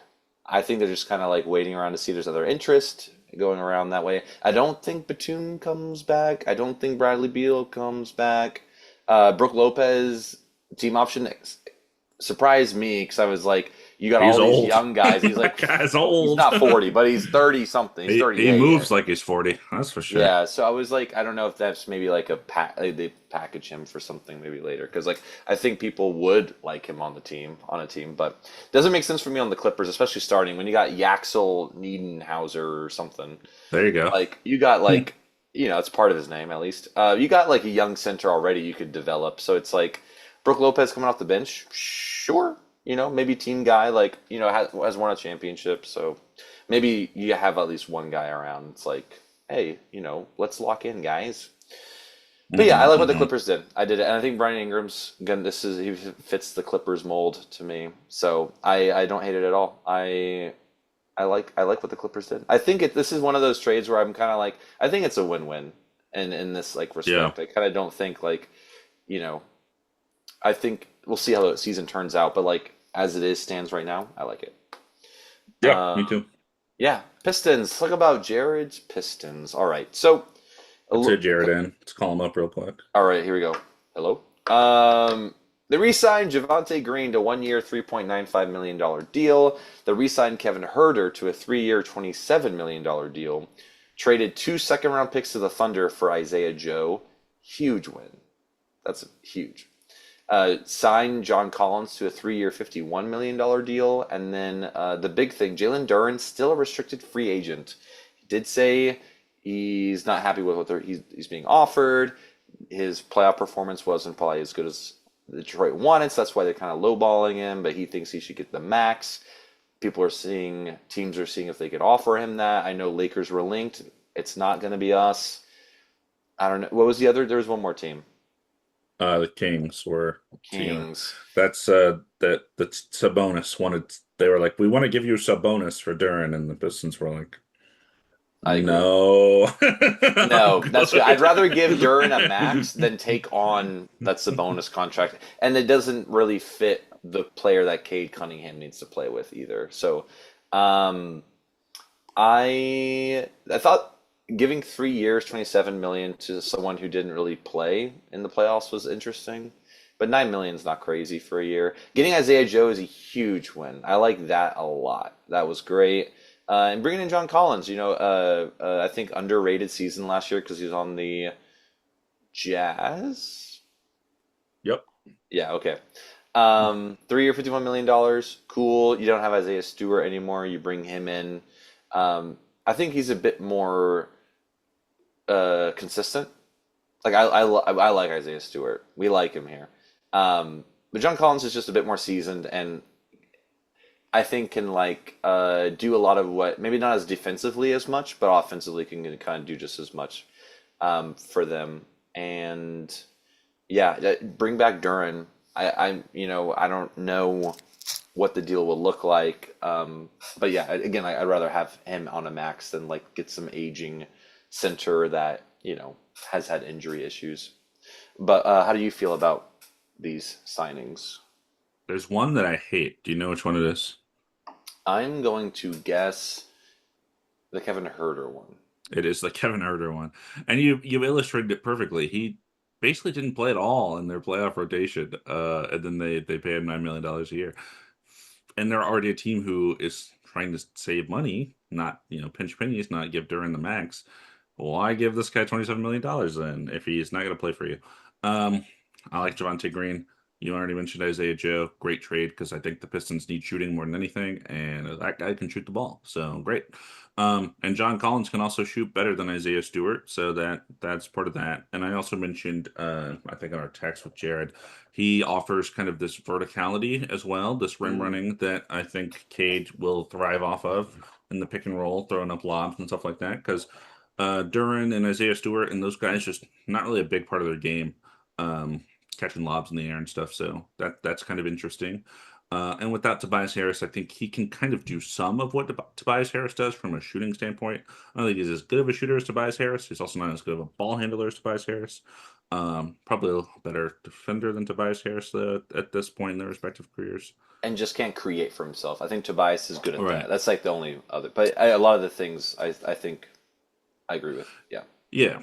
And then yeah, the Duran thing, I think my biggest worry is going to be, you know, just fracturing the relationship to a point beyond repair over the contract stuff, which like, as a player, he wants the max. Uh, as a team, you don't want to give him the max. Where is the middle ground? How much do you have to give in? Is it only the max or will he take a little less? Where is kind of the middle ground between what he wants, what you want, and kind of how much can you give him feeling comfortable? I think if it's the whole max, that's probably okay. I don't think that, there's anyone that I can think of right now on the Pistons' current roster that you are going to probably be maxing out anytime soon. Like Asar Thompson literally plays zero offense, so he doesn't feel like a max player to me. Um, yeah, there's like no one in there like core identity that's coming to mind where I'm like, they're gonna have to pay that guy. Yeah. It's only Um, Cade. Cade is the only one right. untouchable. And I really. he's already there. So, you know, if Duran is supposed to be your second best player, all star this year, all NBA player. I don't remember if he made all NBA actually. Um, but he was close, if not. Yeah, I can't Then remember. then then yeah, give him the money, and if you don't like it, there's probably a team that is more than willing to take it a year or two from now, for something back. So Yeah. I think we got to nip that in the bud. You're just the one seed. Yes, he struggled in the playoffs. It was his first, big playoff opportunity. I know they made the playoffs the year before, but they were knocked out in the first round. And he's really young. He's like 21, 22. Like he's gonna grow and get better with time. Um, I just don't see why not? Yeah, Um, that's exactly what I think. It was one series that, it just, well, I guess it was, but like he just wasn't. He had flashes, but it just wasn't like the regular season. And you know what? That's normal for someone for the playoff for the first time in the playoffs. You know what I mean? Like, Yeah. I think that's perfectly fine. Um, so we'll see what happens with that. We're gonna talk about my team now. Trade Ron Holland for something that'll play, if that's the right thing. That's not a bad thing. Yeah, because there's a couple of people that do this. Him and Asar and Ron Holland to me are kind of the same mold. So only can Yeah. really use one. I feel like. There's some guys on that team I think probably have value to teams that want kind of young projects. Yeah. And the Pistons are kind of past that point. Get rid of them. Get some guys that can play. Yeah, totally agree. Get some people you can trust. Let's talk about the Lakers. So this is like the big thing I think that really has come out of the Lakers. There's a lot. There's a lot. There's a lot, I but this is like the one I was like, it's kind of crazy that it's come to this because I and didn't I know it and was I going to really put be there. I put this first because it felt like the catalyst for everything else in such rapid succession. But It please is. It go was. ahead. LeBron James declined his $59 million player option and announced that he will not return to the Lakers. His agent Rich Paul listed the Warriors, Cavaliers, Timberwolves, Nuggets, Heat, and 76ers as potential landing spots. So I was surprised that he really said in the statement, I will not be returning to the Los Angeles Lakers. And he's not the main guy anymore. It's Luka's our guy. Maybe last year was the first full season with him on the team, and I don't think it's anything like I don't think it's that they don't work. I think he sees, the end of his career. Maybe it's this year, maybe it's one more year for LeBron, and he said that whatever decision wherever he chooses to play next is going to be based on like happiness, not financial. And like I appreciate just the straight up saying like, "Hey, I'm declining this, and it's because I'm not coming back." Instead of like, "I don't know, maybe I'll sign. Let's see what you guys do." Like now we can just whatever money we have, let's go do things, and we'll talk about that. But I appreciated that he just was very straightforward with it. Doesn't seem to be any animosity. The Lakers posted like, "Thank you, LeBron." He said, "Thank you for all the great years," and things like that. So I have been thinking like if he leaves, I wouldn't mind the cap space, and I don't mind filling out this roster around Luka at all. I love LeBron, and maybe I wish he's basically saying he'll sign for vet minimums any of these places. I wish he would have included the Lakers. I think he had a great run last year, but maybe he's just had it, and that's fine. He player empowerment. That's what we're at, and he's the greatest, probably the greatest, one of the greatest to ever do it. So all cool with that. Do you want to comment on just that real quick? Your reaction to declining? Yeah, I don't think I was as surprised. I am glad I guess I'm more surprised about how straightforward it was than it actually happening. Like it kind of felt like the writing was on the wall for him to not come back to the Lakers. Um, but yeah, there's such like, yeah, I'm not gonna come back. But then he was like, go ahead and do it with my cap, whatever. Go ahead and build out your team. That was I guess I should say that was nice. That was like cool that the Lakers don't have to just think about that anymore Yeah, as they're making their decisions.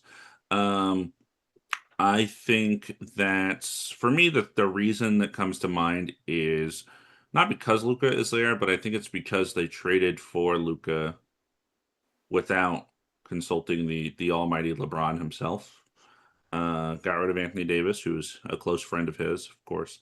Um, so I think just the idea that when he came to LA, it was his decision, and I think a lot of the team building decisions, getting Anthony Davis, for example, as the first big one, was like something that he was a part of, and he was not a part of this, and he was kind of I don't know if he felt undermined or what was it, but it quickly became LeBron's team where he was controlling everything to Luca's team, and he had nothing to do with it, and I think he doesn't like that he didn't have a say in all of that. And maybe it's I don't know disrespect or something like that, but I think his point now is wherever I go, it'll be my choice, and I'll know exactly who's there, and I'll know who the rosters are, and I'll kind of know what the odds are. Um, so that's kind of interesting, I guess, in that respect. yeah, Um, but yeah, I mean, I I kind of get why it happened. It was just the way that it happened, and the decisiveness of it that I think caught me off guard a little bit. Yeah, definitely same here. A few more details relating to this. So I mentioned this earlier. Draymond Green declined his $28 million player option to give the Warriors flexibility to pursue LeBron James. And also, James Harden declined his $42.3 million player option to give the Cavs flexibility to pursue LeBron James. Yeah. They're Um, supposed to, both of those players are supposed to sign multi-year deals with these teams. They're just, for now, like, they need the cap space to try to make it happen if it's going to happen. yeah. So a lot of stuff behind the scenes happening. Before I get more into Lakers stuff, I just want to ask you, where would you want LeBron to go? It's a great question. If this were a month ago, I might have said the Wolves, but they did some stuff that I'm not gonna say the Wolves anymore. um, the Nuggets doesn't make a whole lot of sense fit wise to me. The Heat did some stuff we'll talk about that makes it weird. I think it's really down to the 2016 finals Warriors Cavs teams. It's like the Cavs, that's the team, that's the first team, right? He's already had two stints there though. And the Warriors is kind of just would be fun with Steph, I guess, with Yeah. old man Al Horford. Average age of their players would be 35. Which would be kind of an insane team. I think that sounds the most fun, but so I guess the Warriors, but yeah, I don't really Fine. know. Yeah, I definitely think Cavs. That's Yeah. where I am. I think it'd be cool to like play one more, 2 more years there where it all started. Sure.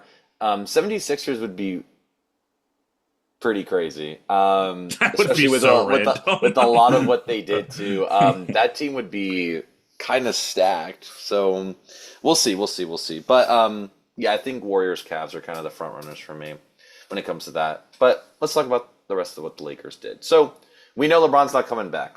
Let's see what's going on. So let's talk about this first thing. So they traded DeAndre Ayton to the Wizards after he accepted his $8.1 million player option for Jaden Hardy and two second-round picks in 2031 and 2032. We signed Colin Sexton to a 2-year, $19 million contract. We signed Sandro Mamukelashvili. I think I got it. Nice. I've Yeah, been yeah, hearing it a lot, yeah. but I will Mamu. call him Mamu from now Yeah. on. He was signed to a 4-year, $52 million deal. You just changed it from contract to deal. Sure. We signed Quentin Grimes to a 4-year, $60 million deal. This is a big one. Extended Austin Reeves on a 4-year, $185 million max deal with a player option.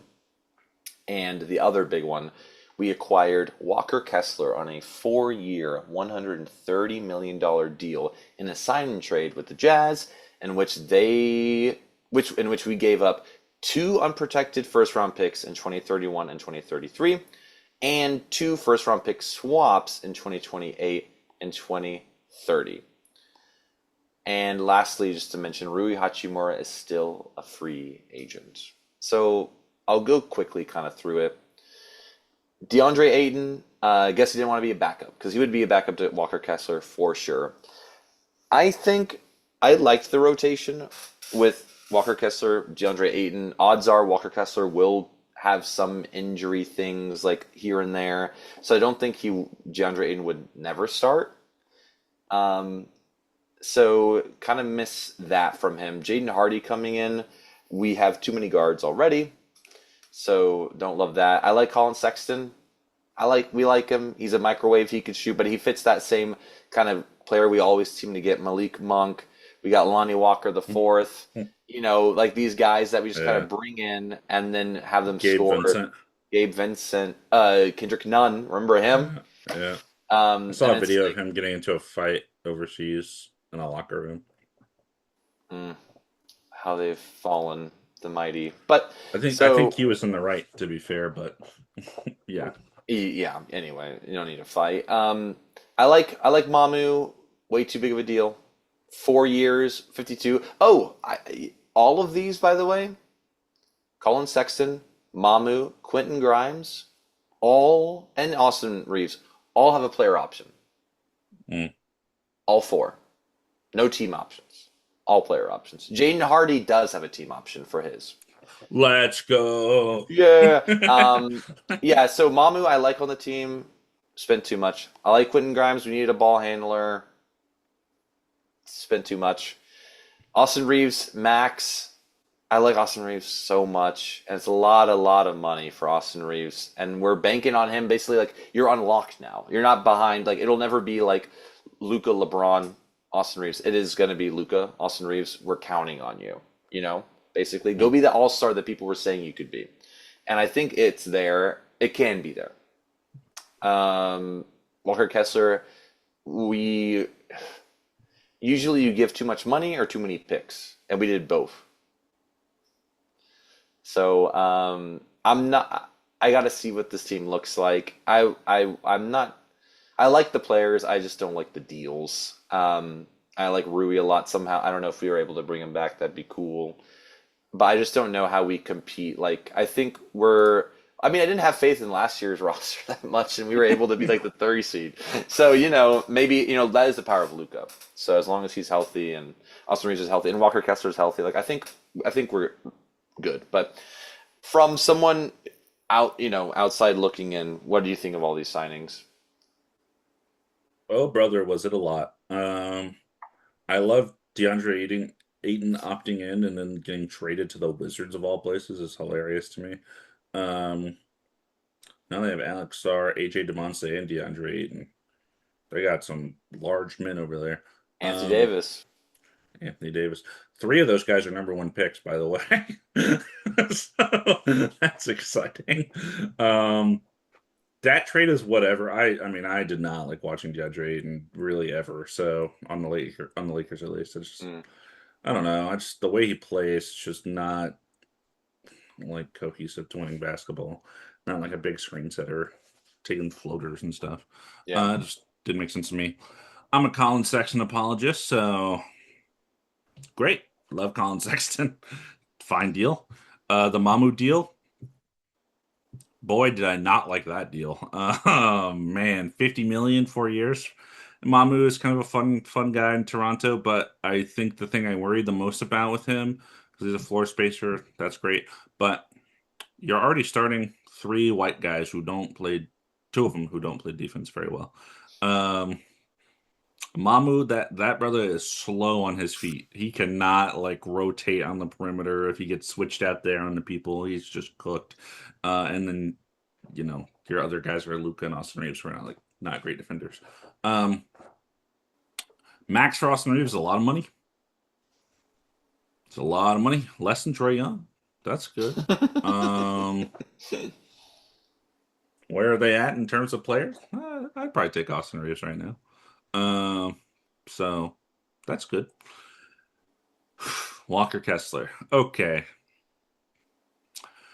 When you guys sent this in the chat while I was at work, and I was like, "Oh, Walker Kessler, 4 years, 130. Okay, like it's kind of a lot, but like you got a Walker Kessler, like that's cool."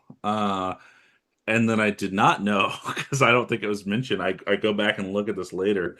I'm like, wait, you gave up two picks and two pick swaps? Oh, I like this so much less now. That's a lot to give up. Walker Kessler was, I think, third in rookie of the year his rookie year. He had a great rookie year. I remember people immediately saying that the Wolves, they won. I mean, sorry, the Jazz, they won the Gobert trade because Gobert was like fine in Minnesota, and the Jazz got Walker Kessler in that draft and like five other first round picks or whatever. And he was like basically doing what Gobert did in terms of being a really good rim protector and all that.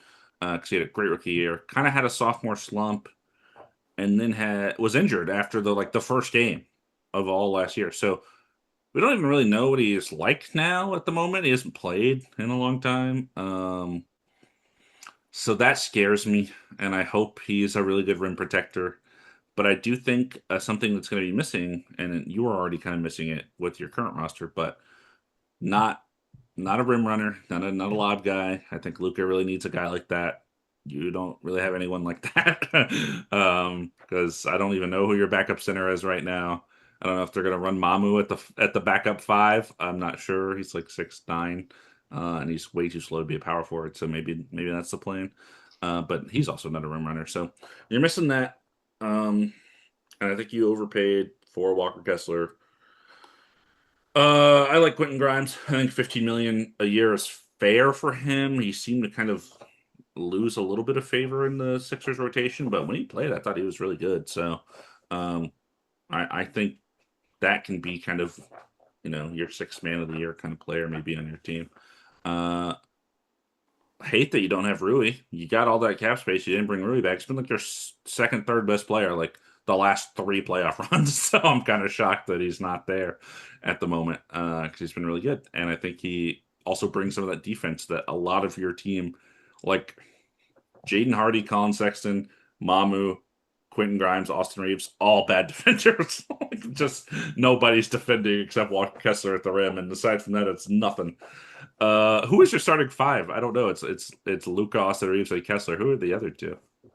Starting five. I'm gonna guess it's gonna be Luka, Austin Reeves. Three white guys, by the way. That's Yeah, I know. I mean, probably with like the money, probably Quentin Grimes. Although I like him more coming off the bench.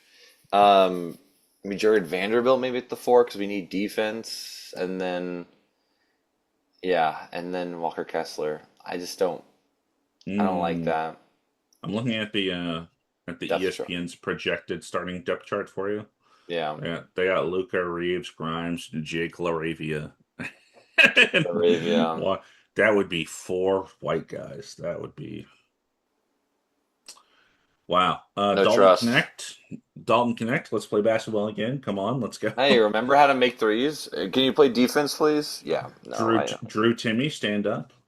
Um, Adu Thero, come on down. Bronny James. He's Ronnie. he's still there. Yeah, Colin His Sexton dad off the bench. his dad left his Yes. ass. He said, "See you He later." said, nah. He said, Out. nah. He said, I'm good. Now it's gonna be So like we played together for a season. Now I'm gonna play against you, and it's like, oh, like what is this? Like pickup? What the heck? This is crazy. so Mr. Laker fan, how are we feeling right now I about don't. Laker offseason? Yeah, I don't feel great. I don't feel great. Yeah. I just we Yeah. didn't we had the money. I was like, cool, cool, cool. We got the money, and I was like, you didn't need to make these many moves, and you could have waited to kind of see how some things shake out. But a lot of people were thinking about like as backups, like Andre Drummond gone. Mitchell Robinson was like one of the ones before he ended up going where he went. And then we got Walker, so then he signed. We couldn't afford him. I don't understand why I didn't bring back Rui either. He's like a fan favorite too. People Yeah. love him. It's so I like him good. a lot. Yeah, I don't understand that either. Maybe they thought he'd want more money. I If you feel like, made this exact trade with the Pistons and gave Jalen Duren the max, I would like it more. yeah, I would too because he's just like younger too, and like as not inju as much injury. Like, yeah, I'm not feeling really great about a lot of these Mm. moves. But like, how was I feeling last year? Not great either. So Yeah. we'll see. We'll see what happens. I don't want to think about it as much. Join It's join probably me in happen. the first round exit club next year. Thank you. Thank you. Yeah, I mean, how did we advance last year, LeBron? Where's he at? Not here. Okay, I talked a lot about Oh, like let's move on. Let's move on to let's move on to another trade that you really liked. oh God, all of these The one after oh another. yeah, stacked them up for you. The Wolves. First of all, they signed Trey Lyles. I couldn't even tell you what team that guy was on. I feel like I haven't seen him play basketball in 3 years. I don't know if he was on the Um, Kings. That was the last. That was the last time I right, saw him. right. So they signed him to a 1 year deal. They extended Ayo Dosunmu 5 years, $112 million. Big deal for Ayo, who had a pretty good season for them. Only half of the season because he got traded at the deadline and was fine in the playoffs. A little injured, but fine overall. Kind of shocked at how big the number was. Um, He had a 43-point game against the Nuggets. I was wondering what the hell you were doing. I was like, what is Yeah. he, what All is right, he seven, doing seven up what? Seven there? what? Yeah, yeah. I was confused. Um, a kind of a shocking move is they traded Julius Randle and the number 28 pick to the Nets for the number 33 pick. So they actually moved 5 spots back in the draft to get rid of Julius Randle's contract. And at first I was like, okay, they originally they traded Cat to not pay him. And now they're trading Julius Randle to not pay him, except this time they didn't get anyone. Oh, but little did I know they were cooking up. They were preparing this trade. Nas Reed. You every time both times you did that, your microphone went Oh, I'm so right sorry. I right in my apologize. eardrums. I'm so, I'm so Uh, but they traded fan favorite Nas Reed, R.I.P. anyone that had a Nas Reed tattoo in the city of Minnesota. Um, an unprotected 2033 first round pick, three first round pick swaps, three second round picks to the Charlotte Hornets for your favorite LaMelo Ball and Josh Green. Oh, brother. What a trade. What a trade from Minnesota. Out of the blue, not something I expected at all. Um, so that leaves you now with LaMelo, Anthony Edwards, Io. You're paying a lot of money if he's supposed to come off the bench. Um, Jay Rudy Gobert, McDaniels. Jade McDaniels. Yeah. So Dom, I do want to cede the floor to you a little bit as you have the Wolf shirt on. I know you just talked a lot about the Lakers, but Anthony Edwards is your guy. The Wolves are, I think, another kind of one of your pet teams, right? So Yeah. how are we feeling when we saw LaMelo Ball joining your Minnesota Timberwolves? I went through all the stages of grief. Number Mm. one, because denial. I was like, no, Okay. no. I was just like, no. They would have asked me. They would have talked to me about They this. They would would have have, asked me. right. Um, Denial, and then like thinking. I know like Anthony Edwards wants to play with a point guard. Mm. Mike Conley wasn't cutting it. Um, and Rob Dillingham, remind me, he's on the Bulls now, right? Yeah. Okay, I'm just thinking of point guards that have like Bones Highland is there. Like a lot of these like point guards, like they're not working out. So I'm thinking about the fit. Okay, here's my first thought. My first thought was the defense. Your defense was so good. Yeah. Your defense was so good, and that's how you advance. You got to Western Conference Finals like 3 years in a row. Not last year, but 2 years, and then like far into the second round. Yeah. And with less guys every year. Like you found a way because it was that defense of that core. And I understand that you want to try something different because I think if you have the same lineup, throw it against what the Spurs have done, Thunder, whoever in the West, I don't think you make it to the finals probably as it was constructed. Now it's a bit more chaotic. The second thing I think of is Lamelo's injury history. Paying a lot of money and giving up a lot for a guy who didn't play as much that you would like, and also Naz Reid played all the time. Like I feel like he was never injured. Like brother got elbowed in the face, in the neck, and played the next game. You know what I mean? So it's like Yeah.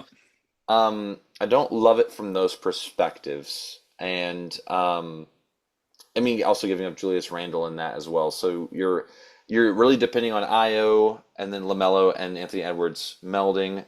One reason why I'm like, let me talk about some positives because Hmm. this is where I'm kind of like I have to kind of make it make sense. Really good 3-point shooter, really good at setting up people. So he'll set up Rudy Gobert like crazy. He's gonna be like Lob City, gonna be dunking it like crazy.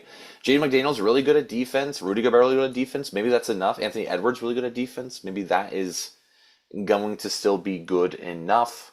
Yeah. Because at least, Naz Reid, I would say those guys are better at defense than Naz Reid and Julius Randle. So it's like you kept your best defenders on the team. Sure. Um, and then the fit isn't bad. He still spaces the floor. Anthony Edwards has room to operate. He has room to operate. Io kind of feels a little out now. Like I feel like it's a lot of money, but I think like it would be perfect for him to come off the bench because then Anthony Edwards needs to rest or LaMelo needs to rest. Bring in Io. He can kind of do similar things. Hmm. Um, so I don't hate it from like the offensive perspective. I think offensively, I think it makes a lot of sense. I just think it really cuts into the defense, and I'm not sure how the chemistry is going to work. Anthony Edwards has an ego. LaMelo Ball has an ego. How is that going to work together? I don't know. And I want to believe that this will get them over that hump. But I mean, I again now I put them up against the Spurs, the Thunder. I'm like, I still don't know. Maybe the offense doesn't feel as stagnant. Like I feel like the Timberwolves offense will get stagnant sometimes. So Lamelo helps with that. But that's if he's on the court, brother. That's if he's on the court. So I until I see it, I'm not going to be too down on it. I still like, you know, Anthony Edwards still is my guy. So it's like Yeah. I want to believe that they can make it work. But now I want to know what you think about this. Yeah, I think I think the first was the shock factor for sure. Because this felt kind of out of nowhere for me, and they've done it. I mean, they've made three like wacky trades in the inception of this podcast. Like trading for Gobert, trading Cad to the Knicks, and then now trading for Lamelo. So it's kind of wild how active this team has been. Um, Especially when like they feel close a lot of times, and I think you mentioned like they're not being stagnant in terms of just let's run it back, but I also wonder. I don't think that the team they just had necessarily was the team to run it back, but um, I wonder at any point during this time if it would have been good to run it back. And I mean, the one I obviously think of is Cat, who just won a championship and was a critical part of that Knicks run. How nice it would be to have him on this team right now. Um, but they kind of kept making these moves, these money moves, saving money, etc. So there's all this kind of weird stuff that goes into it. I think trading for Lamelo and extending Io on this big deal doesn't make a lot of sense to me as like a pairing. Um, Looking at their team, I think they both have to start with Anthony Edwards, and I think you have to slide Jaden McDaniels with a four. He's about as big as a four, anyways, in kind of the modern NBA. So I don't think that's really a huge issue. And then it gives you more spacing because that was an issue with Julius Randle and Rudy, as they were not great shooters, obviously. So now you could space out a little more. Lamelo and Io, Jalen, Jaden rather, they can all shoot. I do think one of the biggest issues in this particular playoff run that they ran into was Anthony Edwards getting blitzed a lot as soon as he crosses half court, he has two defenders, and he is not a natural playmaker and would struggle to kind of make the right decisions in those moments. Now you kind of have a guy that does handle the ball. And you haven't seen it at the playoff level, obviously, but we have seen him be able to kind of run a successful offense. I think the Hornets offense in the second half of the year was one of the biggest stories, kind of their come up. And he was obviously the catalyst for that. So if he can bring that to Minnesota, that'll be great. I think that'll give them more options, like you mentioned.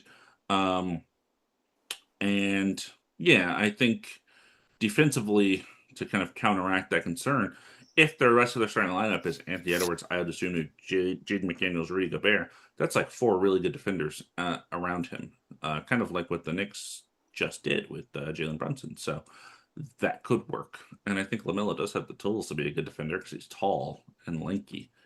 Can he do it? Can they make him buy in somehow? I don't know. Um, but I think the team around him can hopefully make up for some of those mistakes. I think that the injury thing is definitely the biggest concern. He's just had a lot of injuries, a lot of soft tissue, calf, hamstring, that kind of thing.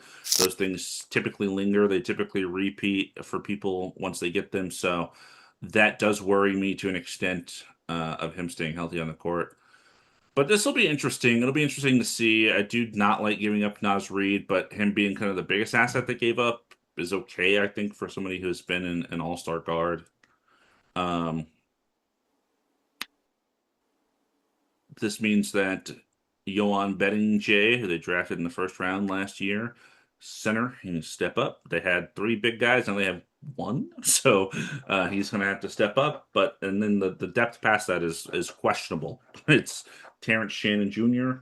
He's had times. It's Bones Island, and then it's nothing really after that that we've Dante's seen at out. least. Yeah. Yeah. So we'll see. We'll see what they seems like they need a guy or two to really round out the rotation, but I guess they got Josh Green. He exists. Yeah. So yeah, it'll be interesting. It'll be interesting. I think it'll be new. I think it'll be fun potentially. Rookie of the year race guys Oh against each yeah. other, and that's kind of fun. Um, yeah, I think I hated it at first, and then the more as time went on, I think I've hated it less. But it all depends on what happens on the court out there. Do you think LaMelo Ball pays Terrence Shannon Jr. to have the number one? It's a good question. Or does he go to number two? Because no one is currently number two, so he goes back to number two. Right. And didn't Terrence Shannon change his number from like 23 to 1? It is one. That's what I just looked it up. Yeah. Yeah, Yeah, yeah, but wasn't he a different number before? Wasn't he like 23 or something? I don't remember exactly. So that because if he was always number one, I could see it. But if he just changed to number one, he's probably like, I just changed. I'm not changing again. Was that what he wore in the playoffs? What do you remember? I thought maybe it was 23. Maybe it No, no, was. no, no, no, no. I think like I'm talking like 2 seasons ago before he really Oh, kind of popped gotcha, off as a team. gotcha. I mean, we'll see. If it's enough money, why not? Yeah, okay. Well, yeah, we'll see. Now instead of everyone getting Nas Reed tattoos, everyone will get just all of Lamelo's tattoos. All Um, the flaming hot right, Cheetos. right. I don't want to talk about this anymore. Okay, let's talk about the Hornets. Let's talk about the. You Talk want to about tell their side of it. me? Yeah, Yeah. tell me about the Hornets a little bit. Or you It's want a me to? weird team. It's a Oh, weird okay. team now, I tell you that. Because they got Grayson Allen and Royce O'Neal from the Suns. We mentioned that earlier. Um, they acquired or they accepted rather Pat Connaughton's team option. Yippee, that guy's not going to play. They traded 3 second-round picks to the Rockets for Dorian Finney-Smith. Then they extended Kobe White 3 years, 74 million, which I liked. Dorian Finney-Smith basically didn't do anything for the Rockets, so maybe he'll do something for this team. So an interesting starting lineup, I guess, is supposed to be Kobe White, Brandon Miller, Con Knipple, Nas Reed. Naz Reid, Musa Diabate. That's kind of a fun lineup. That sounds cool. That sounds enjoyable. They have picks that they'll get from the Wolves. That's cool. Um, they have. I'm trying to think who would be on their bench. They still have Kalkbrenner. Trey Mann, is he still on this team? I think so, maybe. Wait a minute. So I'm looking at the depth chart. So Yeah. right now they have Hans Steinbach as the center. I think it's Musa No shot. Diabate. No And then shot. and then Steinbach maybe. Grayson Allen off the bench, Sion James, Royce O'Neal. Like I like Sion James, yeah. Sion. Yeah, Um, I kinda like what they got. They still got Grant Williams too. it's a fun little team. It's a fun little team. I I don't will know. Yeah, go sorry. ahead. No, you keep going, keep going. I just don't know if this is the package you want for Lamelo. Like you're building with Con Knipple and Brandon Miller, I assume, is like your kind of blue chip guys now. I don't know if not like we both like Nas Reed. I don't know if he's that guy that makes sense to kind of pair with them in terms Hmm. of like his upside or whatever. I don't know what other deals may have been out there. Like if the Blazers really wanted John Morant, would they have wanted Lamelo? And then you got Scoot from them or something like that. That could have been interesting. Um, but I think the team looks fun and it looks fine. And they got rid of the immaturity. They got rid of the toxicness of Lamelo and Miles Bridges. So W's for that. But I just don't know if there's a better package out there in terms of. I mean, one first round pick, 3 swaps. Nas Reed. I don't know if they could have got something better. Hard to say. Yeah, I think there's a lot of just like a concern with Lamelo's injury and then attitude stuff. So I think the package isn't that bad. I don't know why I thought it would be worse, maybe, but I do agree that they didn't get a young guy and like maybe get Terrence Shannon Jr. throw him in. Someone that like showed that they could do something. They could kind of finesse the Wolves a bit more. Like, and I don't know. I don't think either team finessed the other. I think it is there's high risk, high reward on both sides. Kind of like I think Conk and Nipple, Brandon Miller are good guys to build around. I just don't know if one of them can be the guy. Yeah. Um, and maybe they're hoping like next draft they have a high pick and they can get that guy or something. But it'll be fun. I actually can now root for the Hornets because I kind of never really want like I felt Yeah. like I wanted to, but I was like I don't like some of these players. And like yeah, Grayson Allen there's bad taste in my mouth, but he's coming off the bench, sure. But Kobe White, Every, fun. Naz Reid, they got a lot of fun. fun guys over there now. Yeah, it's like it's fun, like it's cool. So I don't know. Hopefully, it's the beginning of a bit more like optimism in Charlotte because it's been, even though I would say they have had optimism, like they did play in the play-in and they lost, and um, I think there's something to like about this, and I think they're just kind of maybe tired of LaMelo's antics and stuff like that. So I wonder if they shopped him around or if the Timberwolves just called the Hornets and they were like, "Oh, let's just negotiate here instead of trying to Yeah, shop LaMelo." Maybe they were. I yeah, don't remember. Do you it's remember? interesting. I don't remember if they Uh, announced like I mean, Hornets are there have been shopping like LaMelo. murmurings of Lamelo shoppings. I don't know if it was in the specific offseason though. Yeah. But yeah, that's cool. Let's continue. You want to tell me about the 76ers? Ugh, yes, more. We got two more giant trades still. Um, the 76ers signed Ariel Huckaporty to a 1 year, $3.4 million deal. They signed Dean Wade to a 4 year, $39 million deal. Anthony Simons, 2 years, $12.3 million. And then they traded Paul George, playoff P, two first round picks and two second round picks to the Celtics for Jaylen Brown, which was kind of out of nowhere. Not really out of nowhere. Um, but basically, we'll talk about the Heat and Bucks, but there was a Giannis sweepstake of sorts, and Jaylen Brown was included in that by the Celtics, and the Celtics did not end up trading for Giannis.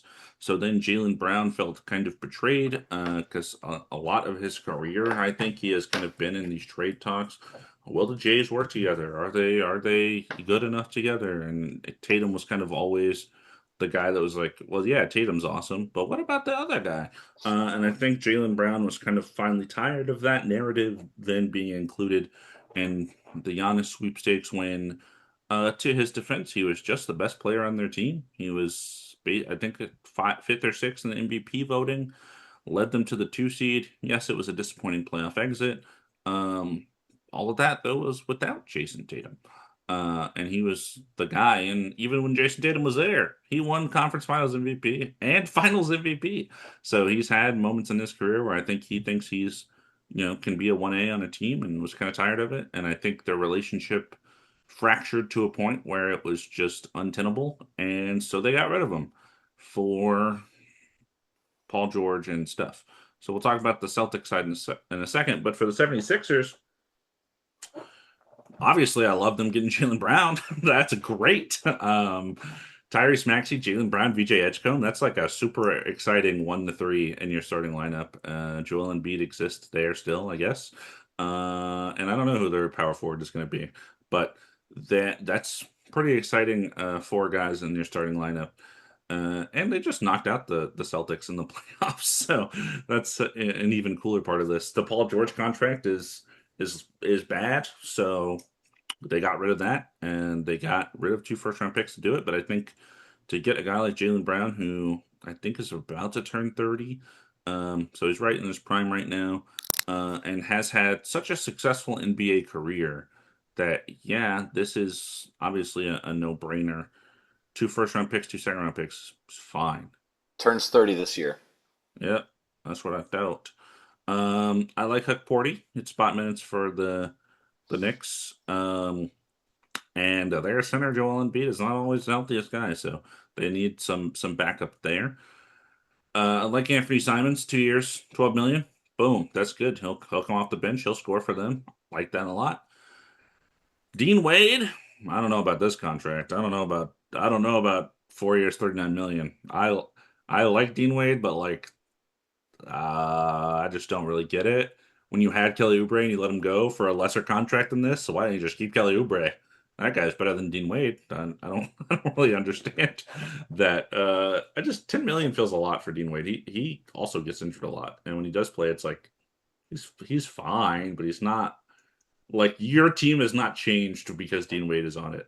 Um, so that one didn't make sense to me. But aside from that, I think home run ultimately for the Sixers in their offseason here. I think this is going to be a fun team next year. I think they'll be a dangerous team. They were a dangerous team last year, knocked the Celtics out of the playoffs. So I think this will be this will be a team to keep an eye on. And I don't know how Jaylen Brown is going to feel about this with Tyrese Maxey. I think probably their guy at the moment, and Yeah. Embiid obviously an MVP, but kind of on the latter half of his career. I don't know where Jaylen Brown kind of fits in the you know order there in terms of how involved is he. But I think this is a going to be an interesting and fun team. Yeah.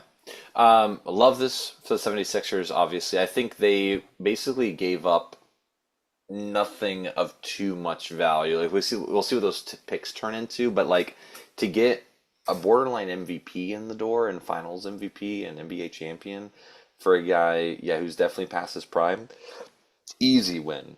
That's crazy. I wouldn't have believed if they called me. I would like you stop kidding. Like just don't joke with me. Um, my own really the only concern because you said a lot about everything I like. I like this a lot for the 76ers. Only thing my concern is like depth, which we They kind don't of have a lot of mentioned. it. Yeah. Yeah, I'm looking at like the depth chart and I'm like, there's a lot of like really young guys and then like Dominic Barlow, let's go. yeah, and then like Anthony Simons and Phylon who they just drafted. So, they hit Justin with Edgecombe. Edwards. Maybe they hit with Phylon too. I just think yeah, filling out kind of behind them with just some defense. Like this is a very offensive leaning team. You got Maxi, Edgecombe, Jaylen Brown. Offense is their thing, and they're going to Mhm. score for sure. But then, yeah, I have questions around there. I kind of like it too because it might take the load off of like Joel Embiid or even Tyrese Maxey. Like I feel like sometimes it was always like Maxey, here's the ball, go do stuff. It's like Mhm. Jaylen Brown can also do stuff. He also plays, which is nice. Jaylen Brown can't remember him That being guy, like yeah, he's yeah. So like relatively an Iron Man, yeah. yeah, so I like that a lot, and yeah, I feel bad for the way like it ended. It doesn't seem like it needed to. And also the timing of this is crazy. Like they could have waited. Like there was Mm. nothing about like you had to do it now. Right. But yeah, I like this for the 76ers ultimately a lot. Um, should we flip it? Let's flip it. Celtics. Okay, let's talk about what they did. So we talked about them trading Jaylen Brown. They signed Mike Conley to a 1-year deal. Ring chase, go ring chase king. Extended Neemias Queta on a 4-year, $56 million deal, and then signed Mitchell Robinson to a 3-year, $47 million deal. So, Mitchell Robinson, we love him here. Just won a championship with the Knicks. I guess they couldn't afford to keep him, so he goes to the Celtics. I like that deal. Injury issues, sure. Neemias Queta played a lot better than I think people expected. 4 years, 56 is a lot, I think, for Neemias Queta. Um, or kind of reminds me of the Dean Wade thing. I'm just like, it's just maybe a little too much for and a long. 4 years is long. Mike Conley, sure, but yeah, I think this offseason for the Celtics is bad. I just think, like, I think with Paul, like, the team isn't bad, but like what where your ceiling was before is lower to me. Like it was to me, I was like, they can contend, they can maybe get the championship. Now I'm like, first round, second round, maybe, because I think people in the East are getting better, and they're kind of like, I would take a lot of other teams now over the Celtics, and they talked a lot about how like they're untouchables. You hear about this like Hugo Gonzalez, Bryden Scallerman, I think is his name. Baylor Sharman. I was so far. I was close, but so far. They're Yeah. like untouchables in like this Uh, trade for Giannis, and then yeah. like so instead of getting Giannis, you get Paul George. It basically sounds like the deciding factor that Giannis is now part of the Miami Heat, which we'll talk about next, and not the Celtics, is they didn't want to include Hugo Gonzalez or Baylor Scheierman. I think it was literally just one of them. And that's crazy to me. If you're gonna say you can have Jaylen Brown, you can have picks, you can have blah blah blah. No, you can't have Hugo though. For Giannis, that just makes no sense and ultimately caused, yeah, Jaylen Brown to become understandably pissed off that he was in trade rumors for the 19th time in his career. And now you got rid of him for Paul George. Okay. There goes your contendership out the window.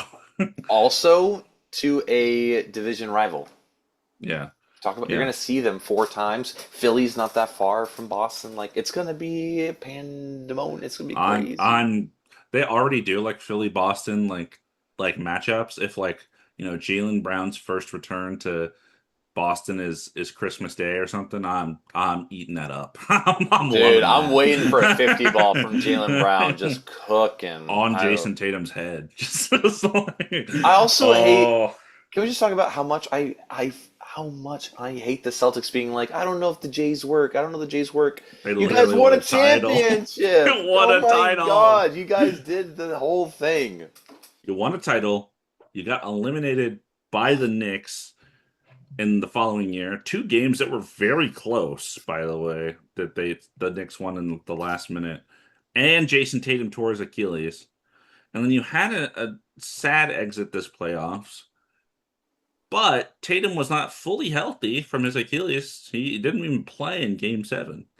And I think your regular season was surprisingly great. And people are like, whoa, why not just run it back? I don't understand what the need. Like, I get Giannis is Giannis.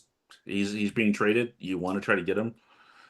Um, I don't know if he turns like if this team had Giannis instead of Paul George. I'm still not feeling great, I don't think. Um, because The spacing. I mean, but I feel better than I do now. If I'm a Celtics fan, I feel a yeah. lot better than I do now. Um, yeah, um, like, okay, let's say Jaylen Brown stays on the team and they just do these other things. They get Neemias Queta, Mitchell Robinson. I Great. feel pretty good. I feel pretty good considering, So it's just like don't know why. Maybe it was probably a fracture to the point. It was just no return, which is unfortunate. Yeah, Because they did a lot of great, special things together. Like not every team wins a championship, so like right. it just blows my mind. And yeah, I feel for. I mean, I'm definitely on. I mean, I don't think it's crazy to be like I'm on Jaylen Brown's side on this for sure. Yeah. So Dom has expressed some frustration with me. I tried to ship him off to the ringer for Rob Mahoney, and Dom was not very happy about that. So I'm yeah, out I of here. understand. Send me to Philly. No, I'm kidding. Yeah. Anyway, so yeah, I don't like this offseason for the Celtics at all so far. Maybe there's more to come, but Yeah, I think I mean you look at the projected starting lineup in ESPN: Derek White, Baylor Shireman, Paul George, Jason Tatum, Mitchell Robinson. I would say move everyone down, kick Baylor Shireman out, Derek White, Paul George, Tatum, Hauser, Mitchell Robinson. I think I like a little more. I like keeping Pritchard off the bench. I think he excels in that bench role. And then you have Shireman. Hopefully he plays better. Hugo, Jordan Walsh, Neemias Queta. Well, that's like an okay team. Um, I also thought Neemias Queta a little bit of an overpay. I think part of the reason they were knocked out of the playoffs in the first round is the front court was exposed as we thought it was going to be in the regular season. It just happened in the playoffs with him and Chris Boucher and whatever kind of being their front court. Luca Garza, they finally were like, oh, that's not good enough. And they brought in Mitchell Robinson. Great. Love that. Love Mitchell Robinson. Love Mike Conley. Basically, anywhere he goes, I love Mike Conley. So um, those are fine moves. It's just, yeah, the trade relationship fracturing is tough, and I think they'll miss Jaylen Brown when Paul George gets a hamstring strain and Tatum is still recovering from his Achilles, and it's like, oh brother, that's a lot of Peyton Pritchard and Derek White going on. hmm Um, yeah, I think they'll miss him. yeah, I think so too. I guess it's finally time to get to the big one. The big one, the biggest of a lot of big trades this on. This has I been a know I crazy kept putting the offseason. big one. I was like, wait, this is the big one. Wait, this is the big one. It's like the biggest one, maybe. Yeah. All right, And so we let's talk got we about got 13 minutes till the World Cup, and I know you got to get to that. So, dude. Easy, we got this. So we're gonna talk about what the Miami Heat did with the Bucks. So, well, let's talk about what the Heat did. So they re-signed Simone Fontecchio to 1 year 1 year deal. Signed Tim Hardaway Jr. to a 1 year, $6.5 million deal. Signed Andrew Wiggins on a 3 year, $64 million deal. They extended him. And this is the big trade. So they traded Tyler Hero, Kel'el Ware, Jaime Jaquez Jr., Kasper Yakachonis, 3 first-round picks, including number 13, which was Nate Ament. don't remember, probably. 1 first-round pick swap, 1 second-round pick swap to the Bucks for Giannis Antetokounmpo and Bobby Portis. Mm. So Giannis is finally traded. Giannis is finally traded. I gotta say, this is one of those things I won't forget where I was when I heard about this trade.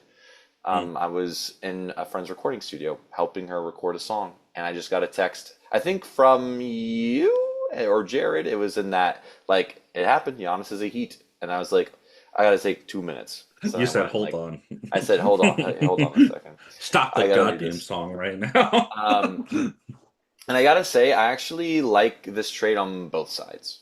I think Okay. that out of all the things like packages you could have gotten, I think you get Tyler Hero, who's a borderline all star when he's healthy and can play. Kel'el Ware still has some upside, young center. I like Jaime Jaquez Jr. a lot. I think he's one of those guys that I think hustle guy and can play really well, kind of fit in any lineup. And you get the upside of Yakuchonis, and he's also Lithuanian, so it can't be a bad trade if he's Lithuanian. Mm. He didn't get to a lot to he didn't get to play a lot last year. He'll play this year more for sure. And you get quite a few picks. And and then finally now no one's gonna just be like, is he being traded? Is he being traded? You lose Bobby Portis. He was great off the bench for you, and they love him in Milwaukee, but they'll love him in Miami. Um, yeah, and I think for the Heat, they finally got like they've been wanting an all like their guy for so Yeah. long.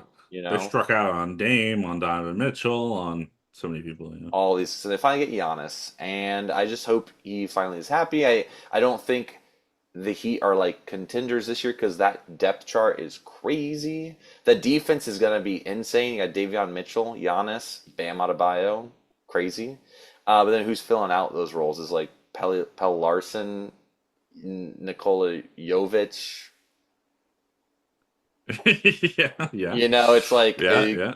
yeah. No, I hear you. So, I think this is like, maybe not this year, but next year we contend. But I like it for the Heat that they finally get their guy, and Giannis is gonna be with Eric Spoelstra. That's cool. I like just the idea of, two all-time greats, kind of like a good pairing. And then for the Bucks, it's a good restart. I honestly think out of everything they could have gotten, this is a good restart. I probably like this more than like the Celtics package. Like you get Jaylen Brown, but you get one young guy. Like here's a couple young guys that you can still kind of develop, and probably more picks and things like that. So sad to kind of see him go because I wanted him to be a lifer. I think a lot of people did, but it's player empowerment. So Yeah. I dig it. And so, what are your feelings? What are your thoughts? Tell me.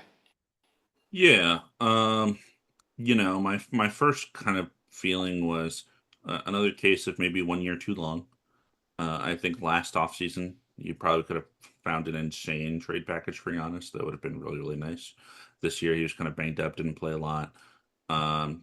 Even more vocally unhappy than he already was last year, so I think that kind of diminishes the trade value and such. Still an overall okay package, like you mentioned. What on earth was that?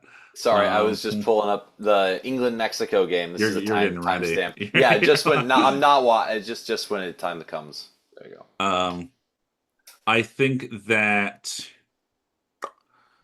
I wanted him to be a lifer too. I think that the Bucks, to their credit, did really all they could. Um, they had, the original kind of core with Eric Bledsoe and those guys. Traded, flipped for Drew Holiday, won a championship with Drew Holiday. Couple of seasons where it didn't work. Let's try something. Trade for Dame Lillard. Um, okay, that didn't really work, and Dame is injured, but we want Giannis to stay here. This is where I think the mess up occurs. The wave and stretch of Dame Lillard, still dead money on their books to sign Miles Turner. That was just never going to work. I think it was already so clear that when they got eliminated, Dame towards Achilles, like it was over. I think that's when they should have traded Giannis instead of waving Dame, signing Miles Turner, who was still there in purgatory. And then they had an unsuccessful year last year, and then they're like, oh, okay, we'll finally trade him. So I think they could have maybe got something a little more last year. Oh well.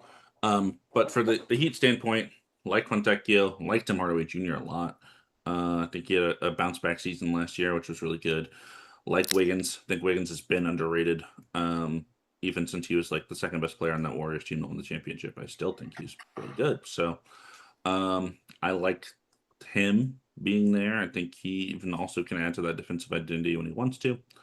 And then all the stuff they traded, like Hero, I thought was okay to trade because they had Norman Powell. They don't have Norman Powell anymore.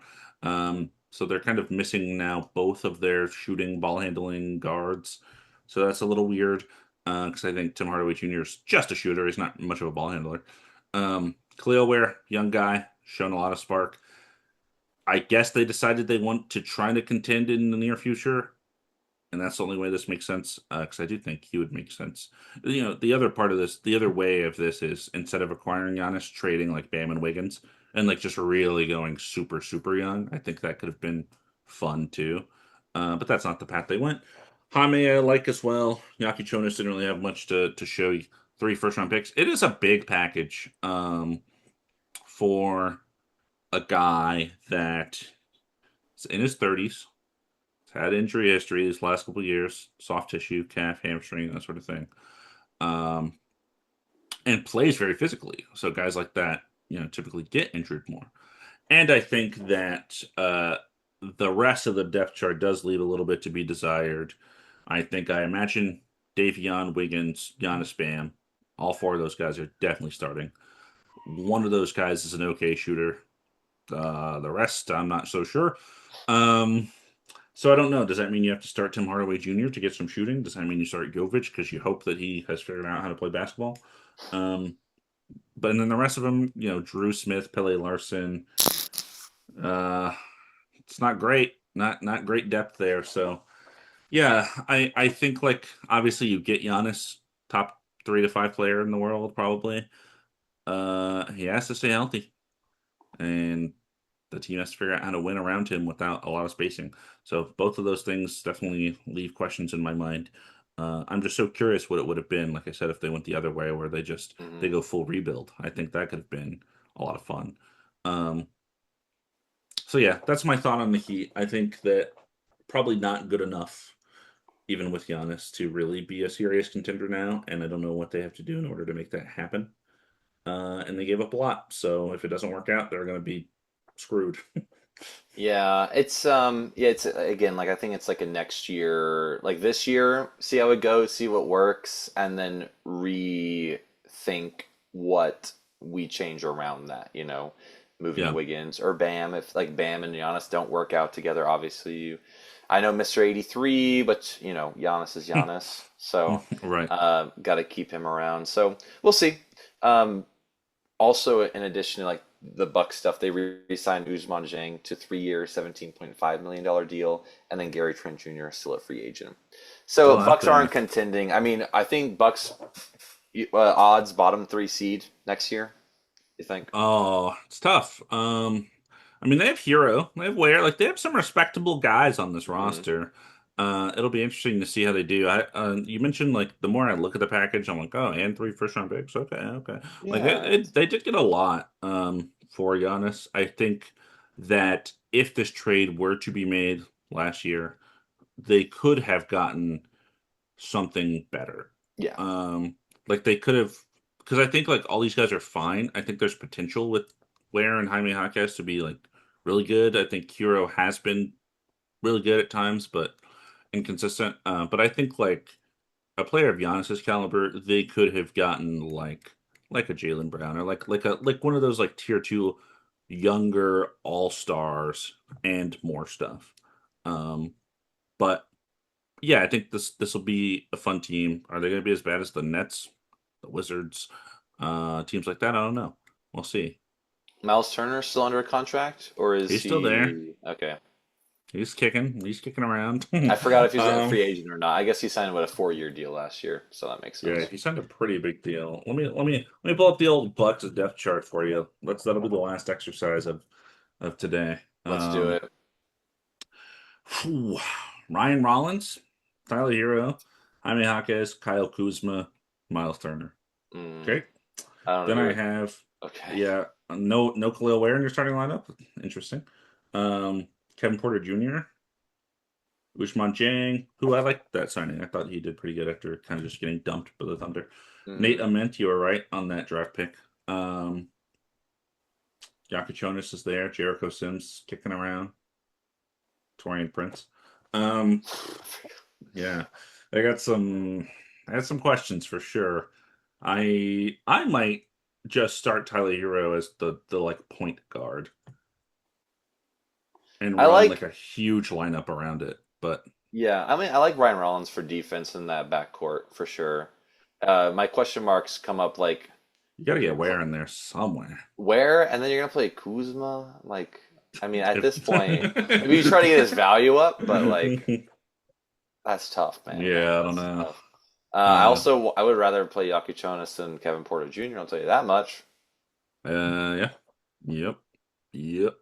It's a lot of like, Um, it's like now you're just, if you're not trying, I mean, you want to win enough games so you're not in the bottom three, but also you got to develop these guys. So just develop, worry about that, and it'll come, I feel like.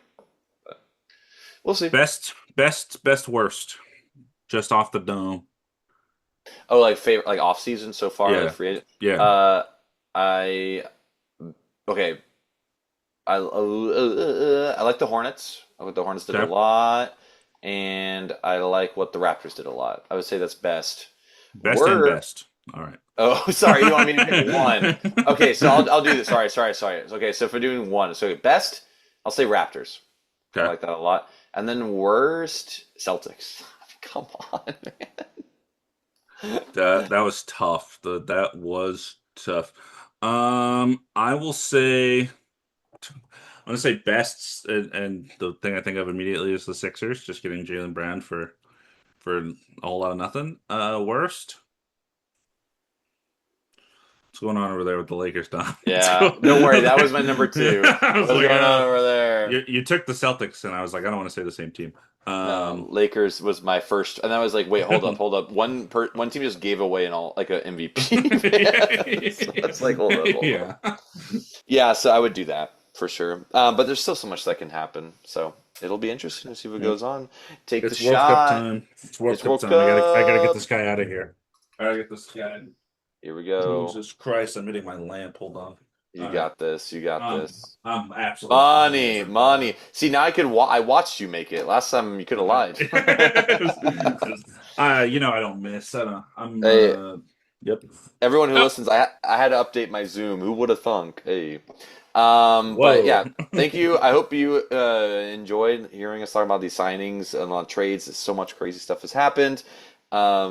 Let us All know caught up, who you baby. think is the best, the worst, things like that. All of the time. Thanks again for Let us listening. know where LeBron James is gonna go. What do you think? And why should he go back to the Lakers? Cool. Thank you. Mm. He would fit so well. Anyways, this is a two-man game with Damon and Dom. Buckets.